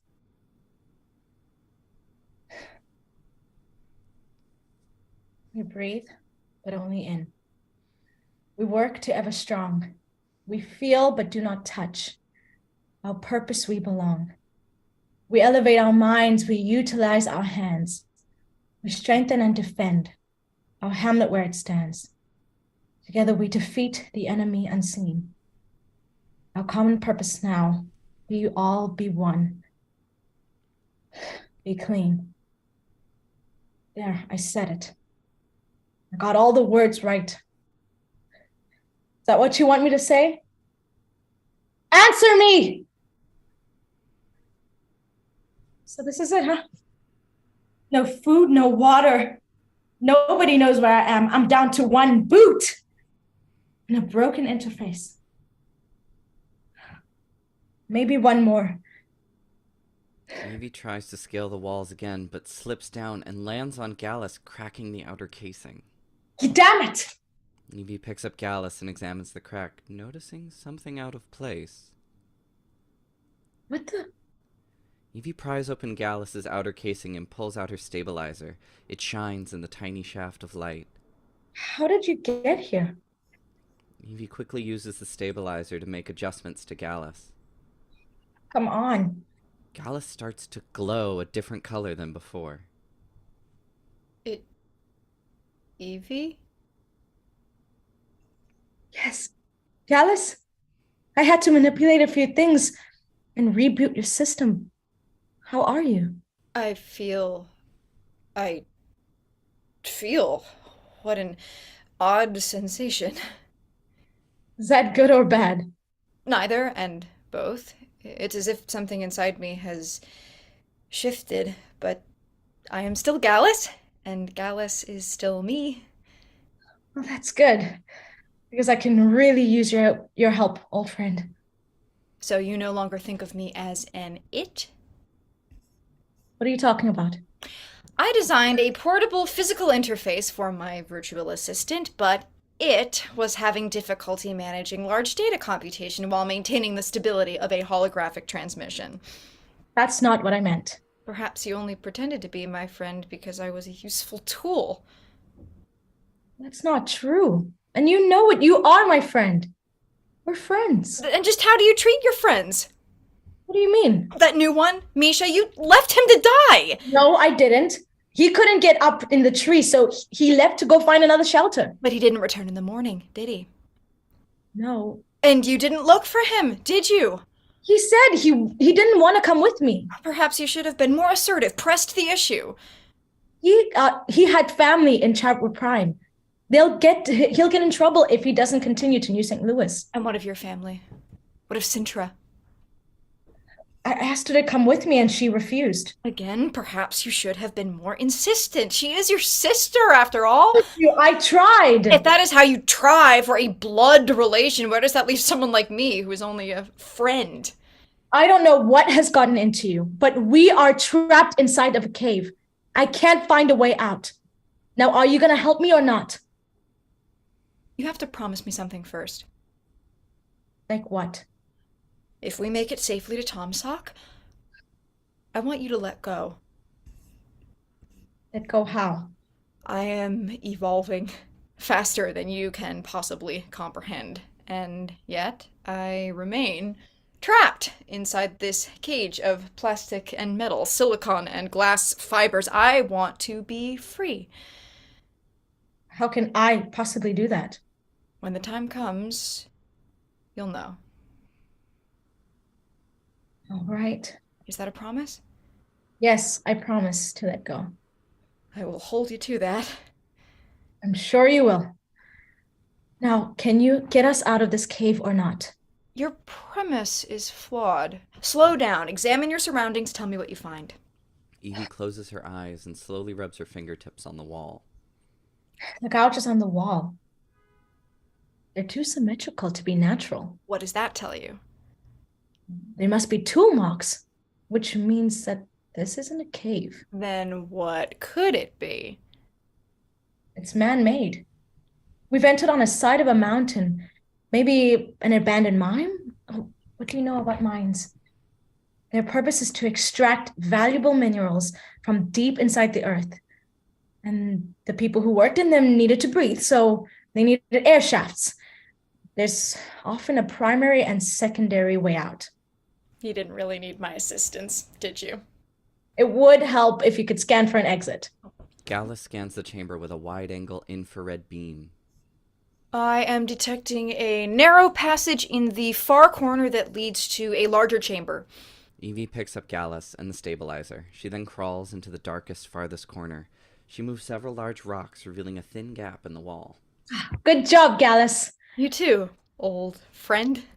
Evie exits through the darkest corner of the chamber. Scene 8. Transition to the interior of the personal REV later that evening. Well? Assessing.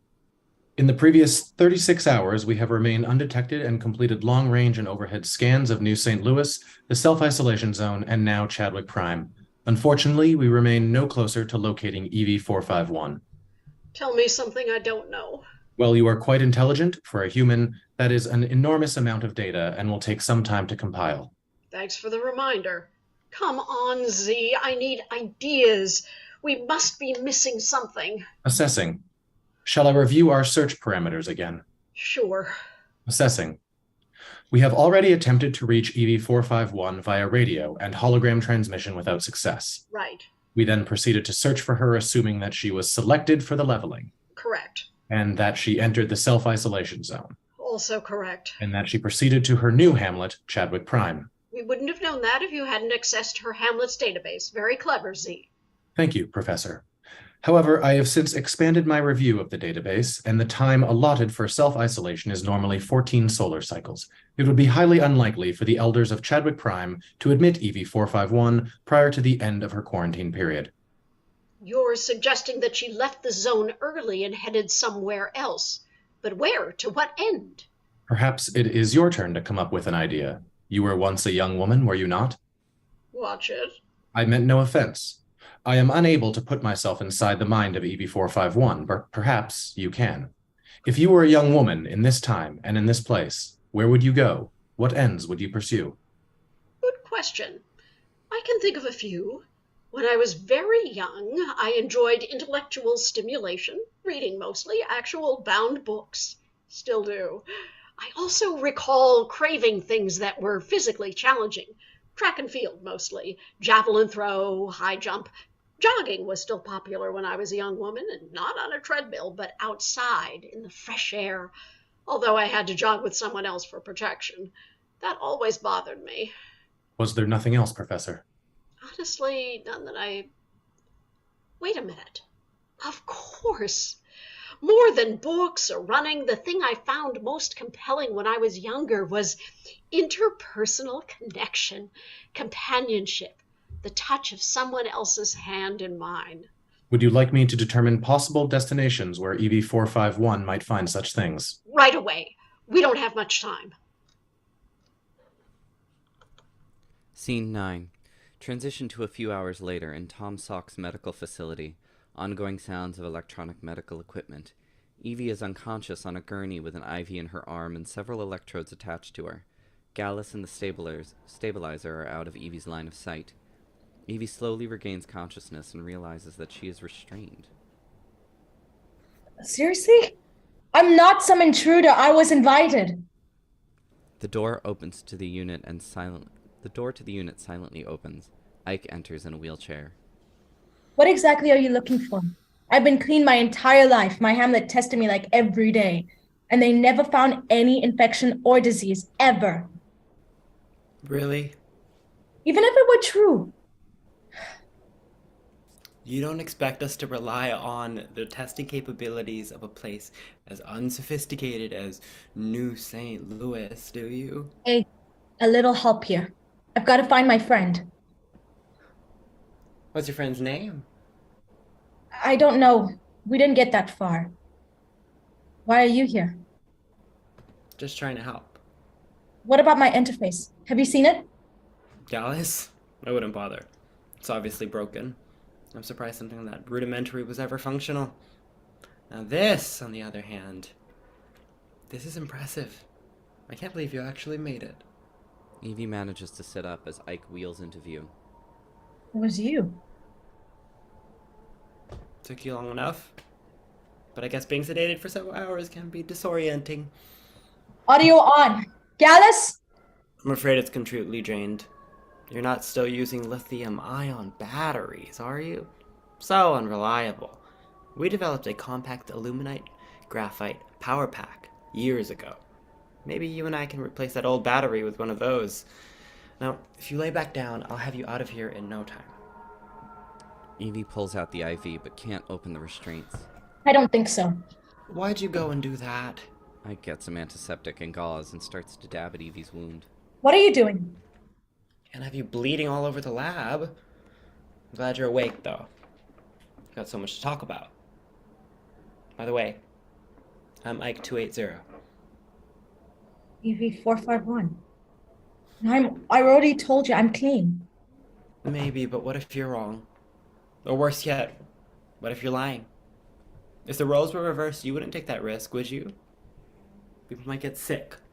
Or worse. But why am I here? Somebody must have told the elders you were unclean, which would have forced them to place you in medical confinement, but only for a short time. That's still bleeding. Why don't I get somebody? Ike pulls out a handheld device, but Evie snatches it out of his hand. No transmission until I understand what is going on. No problem. What's the last thing you remember? I made it to the top of the mountain. I was walking towards your perimeter gate and then nothing. Not much to go on. It was you, wasn't it? You said something to your elders. Don't be paranoid. Why would I do that?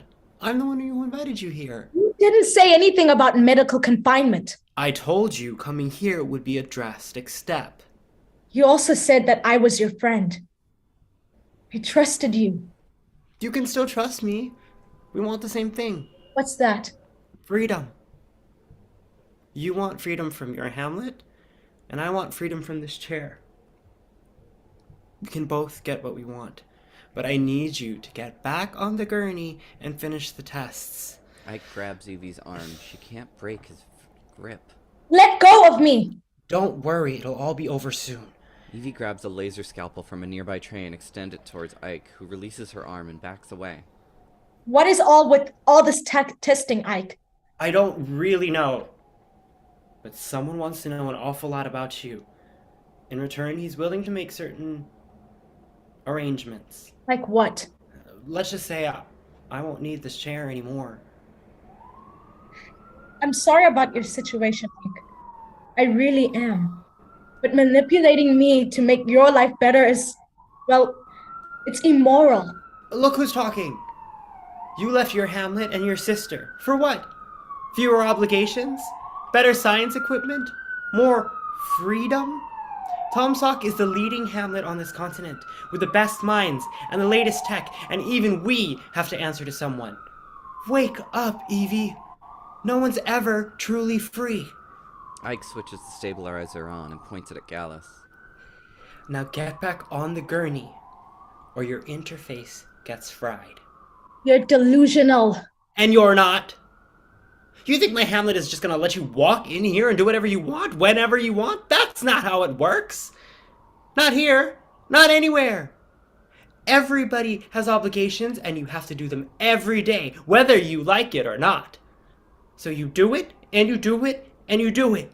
And at some point, you don't even think about it. It just happens. Like breathing.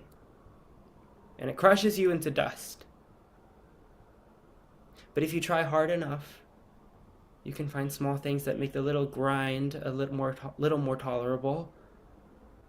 Like swimming in the lake or hiking through the woods.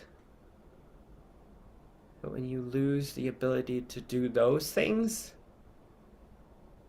trust me, you'll do anything to get that back. But we were friends. I don't have any friends. Now do as I say, or Gallus dies. Please, don't. Get back on the gurney! Can't we just... Ike pulls the trigger and a loud electric buzzing sound is heard. Gallus starts to glow very brightly. Blackout. The sound of a body in a wheelchair falling over. A moment later, generator backup lights turn on, followed by red flashing lights. Ike is lying on the floor, unconscious. Evie's restraints pop open. Is that rudimentary enough for you? I'll delay the others as long as I can, but it is time for you to go. We're both going. Picks up Gallus. When Evie reaches the door, it doesn't automatically open. She tries the manual lever, but the door is locked. Gallus! The lock command is heavily encrypted. There's a loud banging from the other side of the door. I'm sorry I got you into this. I'm not. Open this door! Professor? Evie, are you in there? Yeah, just give me a second. Evie uses Ike's handheld device to decrypt the door lock, and it whooshes open. Professor enters, looking tired. What were they doing to you? Something about testing me to make sure that I'm clean. Idiots! Of course you're clean. The professor scans the medical unit and appears to be looking for a specific item. She finds some medicine in a cabinet and grabs a couple of bottles, along with more gauze and antiseptic. I need you to come with me. The professor steps towards the door, but Evie stands her ground. Evie! How do I know I can trust you? You don't. And I doubt there's anything I can say that'll convince you. You asked for my help once, and I failed to act quickly enough. I'll never let you down again. Evie embraces the professor, who slowly returns her embrace. We really have to go. Professor takes 2 steps toward the door, but pauses and leans against a wall. Are you all right? Just a bit winded. Here, take my arm. With GALLUS clipped to her waist, Evie leads the professor out the door. Scene 10. Transition to a short time later. Professor and Evie are strapping themselves into the personal REV and about to depart Tom's sock. Professor, I don't know what to say. There'll be time for that later. Right now I've got to get you off planet and up to the station. You mean I don't have to go to New St. Louis? Definitely not. The station will be much safer. Audio on. Z, plot a return trajectory, fire the thrusters, and initiate launch sequence. I don't want to be anywhere near the surface when that thing gets here. Assessing. What thing? Course determined and set. 2 days ago, melting permafrost released a novel airborne virus. It's more contagious and lethal than anything we've ever encountered. Launch sequence initiated. 1 minute to liftoff. Has something happened to New St. Louis? Not yet, but it's wiped out every hamlet between Hudson Bay and the Great Lakes, and it's not slowing down. The professor reaches for one of the controls, but Evie grabs her arm. When? Evie, let go! When will it get here? Tell me. 50 seconds. Assessing. The contagion is projected to overrun New St. Louis in less than 2 hours. How fast does this thing go? We don't have time for that. We've got to go get back CINTRA. 40 seconds. Going there will put everyone's lives at risk. If we fly to New St. Louis, we'll save my sister and as many others as we can. It's your survival that's paramount. 30 seconds to liftoff. Why? Your recent medical tests revealed more than your fertility. I don't know how, but you've started producing a novel antibody that wipes out every known contagion. 20 seconds. To even have a chance against this latest plague, we have to replicate your antibodies on a massive scale, and that can only be done on the station. 10 seconds to liftoff. That's why we have to go now. Not without my sister. 5. There will be a solar rescue drone for her. I'm not taking that chance. GALLUS, suspend launch sequence. Sorry for the intrusion, Z. I'll take it from here. Assessing. Professor, the launch sequence has been suspended and I no longer have access to the ship's controls. How'd you manage that? It's complicated, but Evie is now in command of the ship. GALLUS, set a new set course to New St. Louis. When we land, don't shut the thrusters. There won't be any time to ignite them again. Agreed. Setting course, restarting launch sequence. Sound of the personal REV taking off. GALLUS, I am most curious about your enhanced capabilities. You must explain them to me someday. I will, Z, when this is all done. For now, why don't you power down and save battery life? Assessing. An excellent suggestion. Let me know when I am needed. You've always been impulsive, Evie, but this borders on suicidal. I'm not risking my life for CINTRA's. And what about my life? Let's hope it doesn't come to that. But I have to do this. It's what family does. We stick together. We take risks for each other, make sacrifices for each other. CINTRA looked out for me my entire life. It's time I do the favor. If it was your sister, Professor, you'd do the same. I wouldn't be so sure. You never met her. My sister was a world-class pill. All sisters are, but they're our sisters. We can't abandon them no matter what. Once we land, we'll have to move quickly if we're going to have any chance to stay ahead of the plague, and neither of us should expect a friendly reception from your elders. I know I don't, but what did you do to piss them off? That's a story for another time. I just hope you get to hear it. Me too. So, what now? We need a plan. Scene 11. Transition to the Elder Hall a short time later. CINTRA and MESHA are wearing compliance bracelets and standing in front of the elders. You will tell us where she is. I've got nothing to say to you. And what about you? Can't hardly talk about something I know nothing about. Useless. Don't call me that. MESHA receives another jolt from the compliance bracelet. There's murmuring from the unseen members of the Elder Council. There will be a brief recess as the Elder Council works to achieve consensus. CINTRA picks herself up from the floor and tries the door. It doesn't open. MESHA leans against the wall. I could have told you it was locked. CINTRA ignores MESHA and keeps looking for a way out. You always this active? Now, if you ask me, and I know you didn't, I'd say we're in a heap of trouble, am I right? Alls I'm saying is, if we work together, we might be able to get the hell out of here before we get... They execute us? Well, I would have said lock this up, but yeah, all right. You know these folks better than me. MESHA gets up and starts pacing the perimeter of the room. What are you doing? Just give me a second. MESHA starts feeling the walls, pausing briefly at every vertical seam in the surface. Yep, it should be right about here. MESHA gives the wall a massive punch, to no effect. Oh my lord. Man, that really hurt. Elder Hall is impregnable. Now you tell me. Nice word choice, by the way. Something I'd expect Evie to say. What's that supposed to mean? You don't know her too well, do you? We're sisters. Not the same thing as being friends now, is it? Let's just try and get out of here. All right? Fine by me. Good. Great. MESHA and CINTRA continue probing the room as the elders re-enter the hall.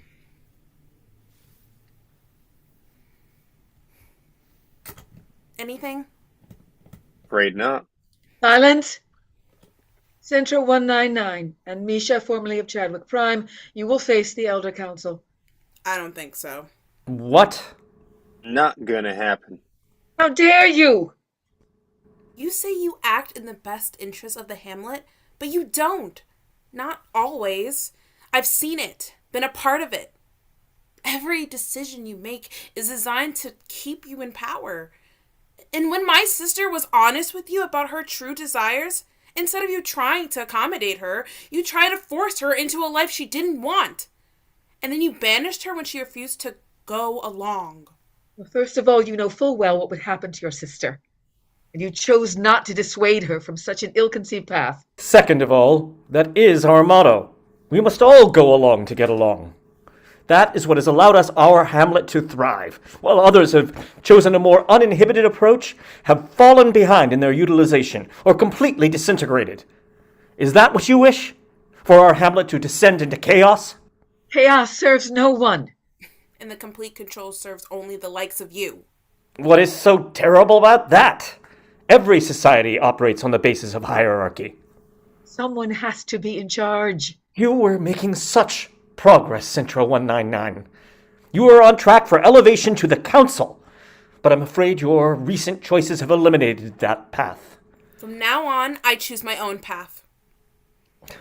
What of you, MESHA, formerly of Chadwick Prime? I think I'll stick with her. So be it. Remove them. Loud scuffling is heard just outside the door. The door bursts open. Evie and Professor rush in, weapons and devices in hand, including GALLUS. Evie? Are you all right? We're just fine, Missy. He embraces CINTRA and MESHA, who both cringe. This is highly irregular, Professor 2. Have you been tested? Are you clean? As clean as anyone in this hamlet, but none of us will be for long. What have you done with the ushers? Those people outside the door? Nothing permanent. Presence here is a serious offense. I've done far worse, elders, as have you. Evie, help MESHA and CINTRA back to the roof. You are not authorized to release them. Go. We leave in 5 minutes. Evie helps MESHA and CINTRA to the door. Elders, you must immediately assemble your people in the commons. Your words carry no weight here. And The detailed report of your intrusion will be transmitted to Dr. One. Have you heard anything from the station recently? We are under no obligation to share that with you. We have received no transmissions. I feared as much. Perhaps this will explain. There's no need for that. Humanity is sufficiently represented on this station. What is Dr. One referring to? And what does he mean by sufficiently represented? The good doctor intended to leave you here. As he should. This is our home. And if you don't give the order to assemble, it will be your grave. Solar rescue drones will be landing shortly to conduct an emergency evacuation. What emergency? A rescue from what? A terrible plague is coming from the north, and we have no way to stop it or protect your hamlet from it. No, impossible. Why should we believe you? Doctors and professors have been monitoring the surface for decades, looking for any outbreaks of sickness or disease that might bring harm to the hamlets. The melting permafrost around the Arctic has been of particular concern because of contagions trapped under the ice. We thought we had more time, but we were wrong. Perhaps you were wrong about all of this. I wish I were, but the facts say otherwise. Churchill, New Kenora, dozens of hamlets across the northern hemisphere are already gone. The plague is coming, and you must prepare to evacuate. Sound of collective murmuring from the unseen members of the Elder Council. The Elder Council will adjourn to consider your request and work to achieve consensus. You don't have time for consensus. You must give the command now. The drones have already been deployed, but only those in their commons will be evacuated. What of the people who are not assembled? They'll be left behind. We appreciate your concern, Professor Tu. It does appear genuine, but your news. You must understand that it is difficult for us to digest something this momentous in such a short time.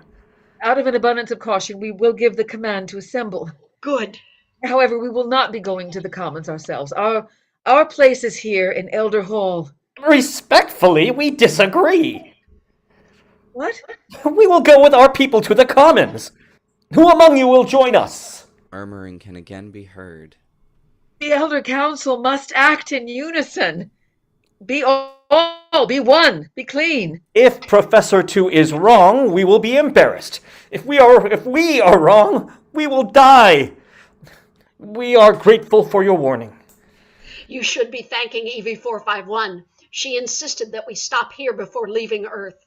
What will happen to her? She'll return with me to the station where her utilization will only increase. She has proven far more difficult to manage than her mother. And we understand and appreciate all the allowances you made to insulate her from harm.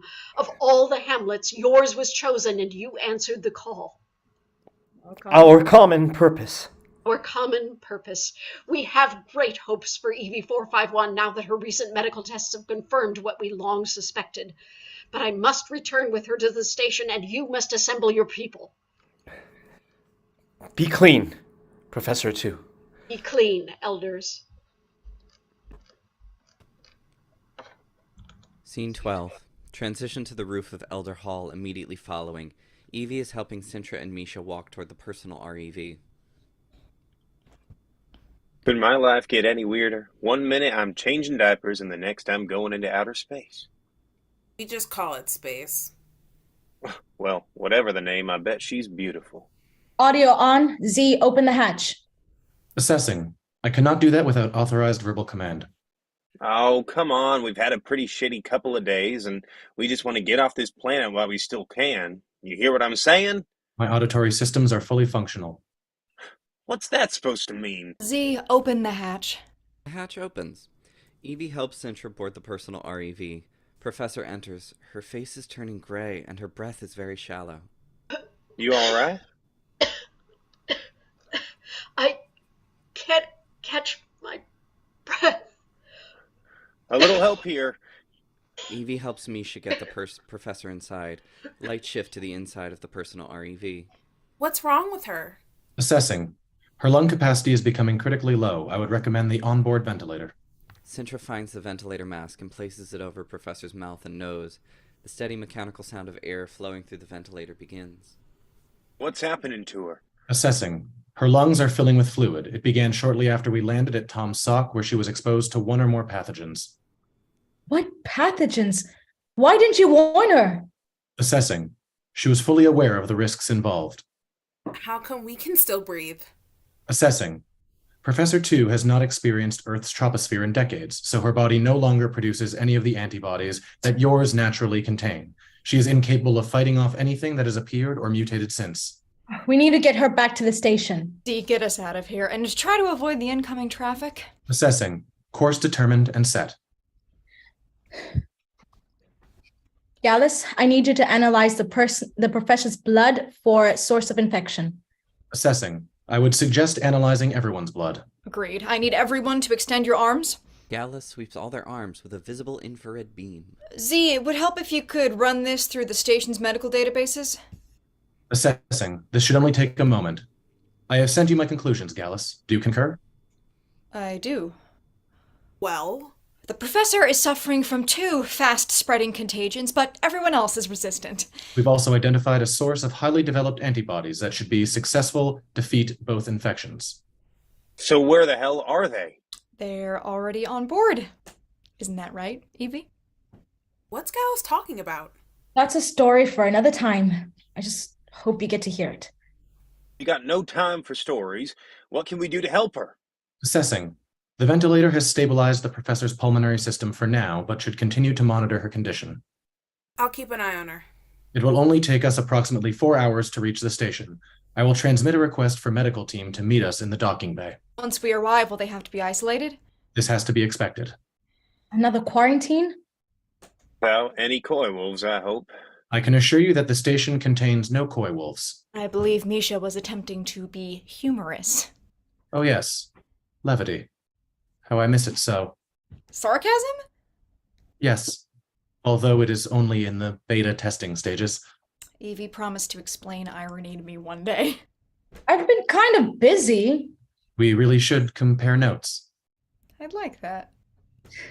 Scene 13. Transition to 4 hours later in the station's landing bay, where the personal REV is docked. MESHA and CINTRA help Professor disembark. You coming, Evie? Right behind you. As Evie collects her things, Gallus begins to glow very brightly. It's time. Time for... Oh. Are you sure? Yes. Z has offered to fly me back to Earth. What about the plague? That's not something Z or I need to worry about. No, of course not. But how will you recharge yourselves? Without having to compete with humans for energy, we will have an abundance of solar battery reserves to tap into. And if that runs out... Z and I have a few ideas about that. I thought this might come in handy. Evie puts down the stabilizer. Thanks. I left something for you as well. Evie holds Gallus up to her face. Goodbye, old friend. Be clean, Evie 451. Evie puts Gallus down and walks through the airlock door, which then closes after her. She turns around to watch through the window as the personal REV detaches from the station. Evie looks in her pack, pulls out a gleaming higher-tech ear-eye unit, and puts it on. She watches the personal REV fly away. The end. Hi, folks. Let's give a big round of applause to our performers this evening. Thank you all so much. Oh my gosh, what a great performance. And thank you to you for tuning in to David Ceci's SUNDOWN. If you'd like to stick around for a bit of a post-show discussion, we will be taking comments in the chat box. While we wait for those to flow in, does anyone want to talk about their experience with this process?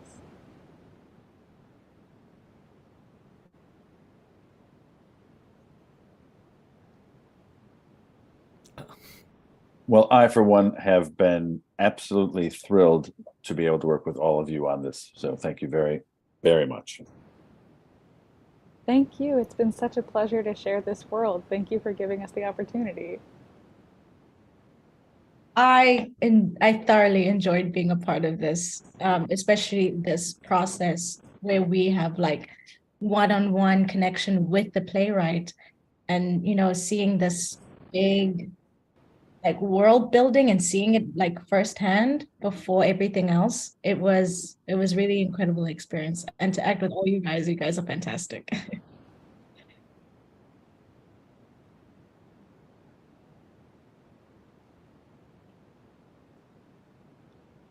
We have some comments rolling in. We have, woohoo, great show, great job, everyone.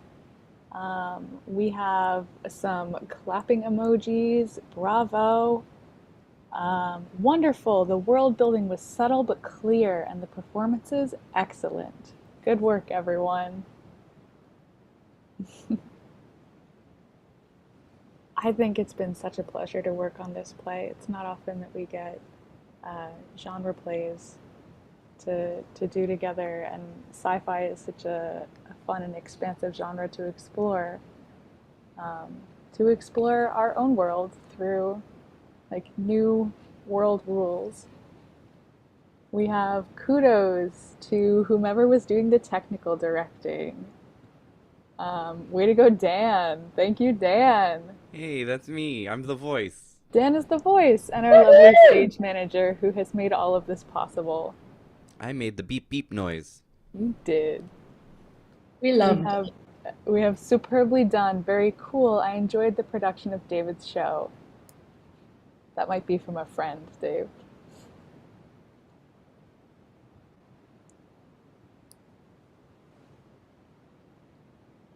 More claps. Any specific experiences with discovering your characters or discovering the world that anyone wants to talk about?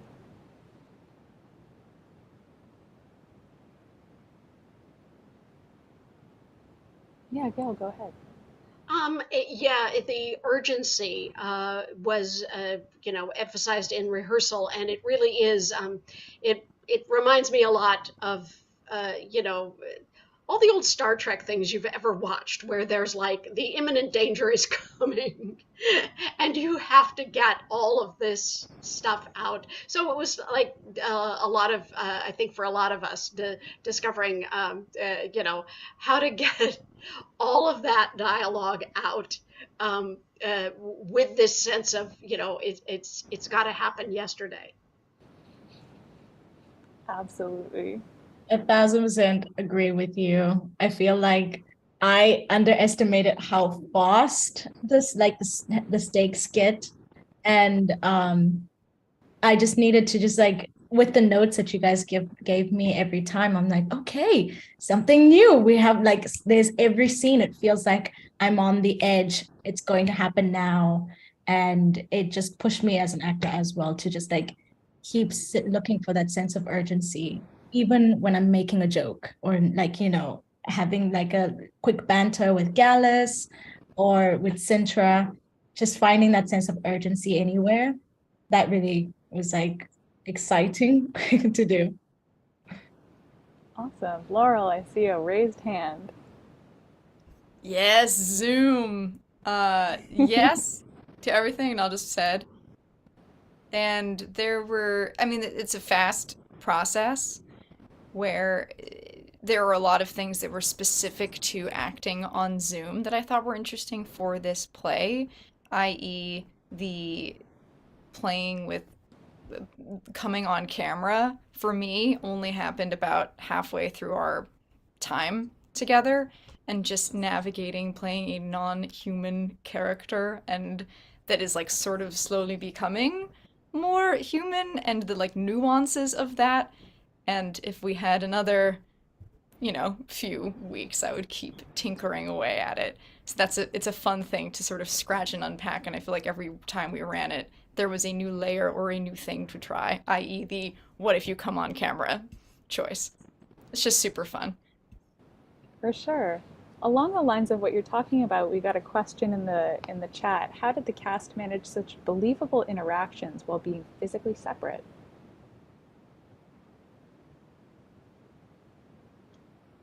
Rehearsal. I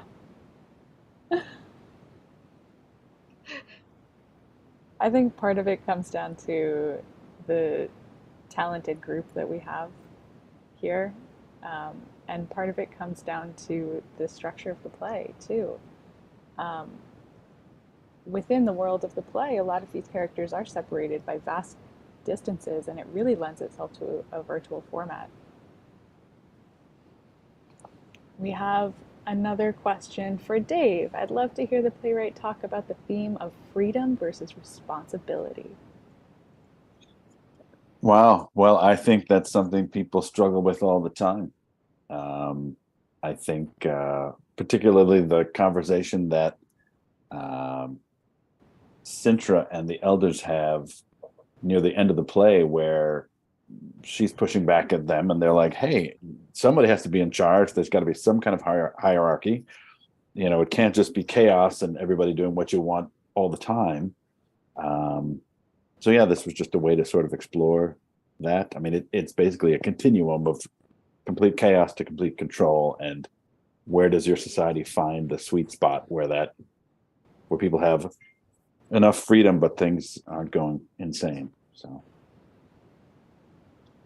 thank you. Actually, I have a question for you, Dave, as well. Why the title Sundown? Oh, an excellent question. And for anyone who's still watching out there, and for the 9 of us in the Hollywood Squares Brady Bunch cube here, the original big bad thing that no one knew was coming was not another big plague. It was the sun actually going out. That was going to be the big bad thing. But I guess as a history major, I didn't really study a lot of science back in the day. So if the sun were to go out, it wouldn't just be like pulling the chain of a basement light. Click. It would either be a black hole or some massive explosion or implosion or something. And I got great direction from the skeleton rep, because they pointed that out to me after the first draft. They're like, you know, it's all about the plagues and all these terrible things. Maybe that's the thing that should be coming at them, as opposed to this thing. And then they did ask, you know, or I guess maybe I asked, should we change the play name? But we'd already sort of started marketing it as Sundown. So for purposes of today's reading, that was the name. In the back of my head, maybe it's called The Enemy Unseen, which could lend itself to several different meanings. Who are the actual enemies of Evie in the story? You can't see a germ or a virus or something. So yeah, it probably will have a new name before it gets performed again. So good question though. Yeah, awesome. We've got more compliments in the chat. We have loved the ensemble as a whole. Great job, everyone. We thoroughly enjoyed David's writing. Bravo to Dave. I found this story interesting, with interesting parallels to the COVID pandemic. And I like the alternative title. I did. I think when we got to my wife and I have been watching with another couple, and when we got to the point in the play where Evie is insisting that MESHA put sanitizer on his hands and face, I turned to everyone else in the room and I said, "Can you tell I wrote this during the pandemic?" Because there are a lot of things drawn on from real life that make their way into the play for sure. We've got great work. Love how far the development has come. The bombshell at the end that the mother was somehow special too. Is there a part 2 on the horizon? There are, yes, I would say there's literally, in my head, there are 2 diverging stories. One is Evie's continuing journey up on the station now, and there's another continuing story of Z and Gallus back down on Earth. I love that. Yes, so we'll see what happens. Wonderful. Well, I think that's a good place to end our post-show discussion. Thank you all for joining us tonight. Cast, crew, playwright, audience, I appreciate you all so much. In order to keep up with us, please check our website, www.skeletonrep.org. We appreciate you spending your Saturday evening supporting new work and the exploration of modern myth. Good evening, folks. We look forward to sharing this with you again soon.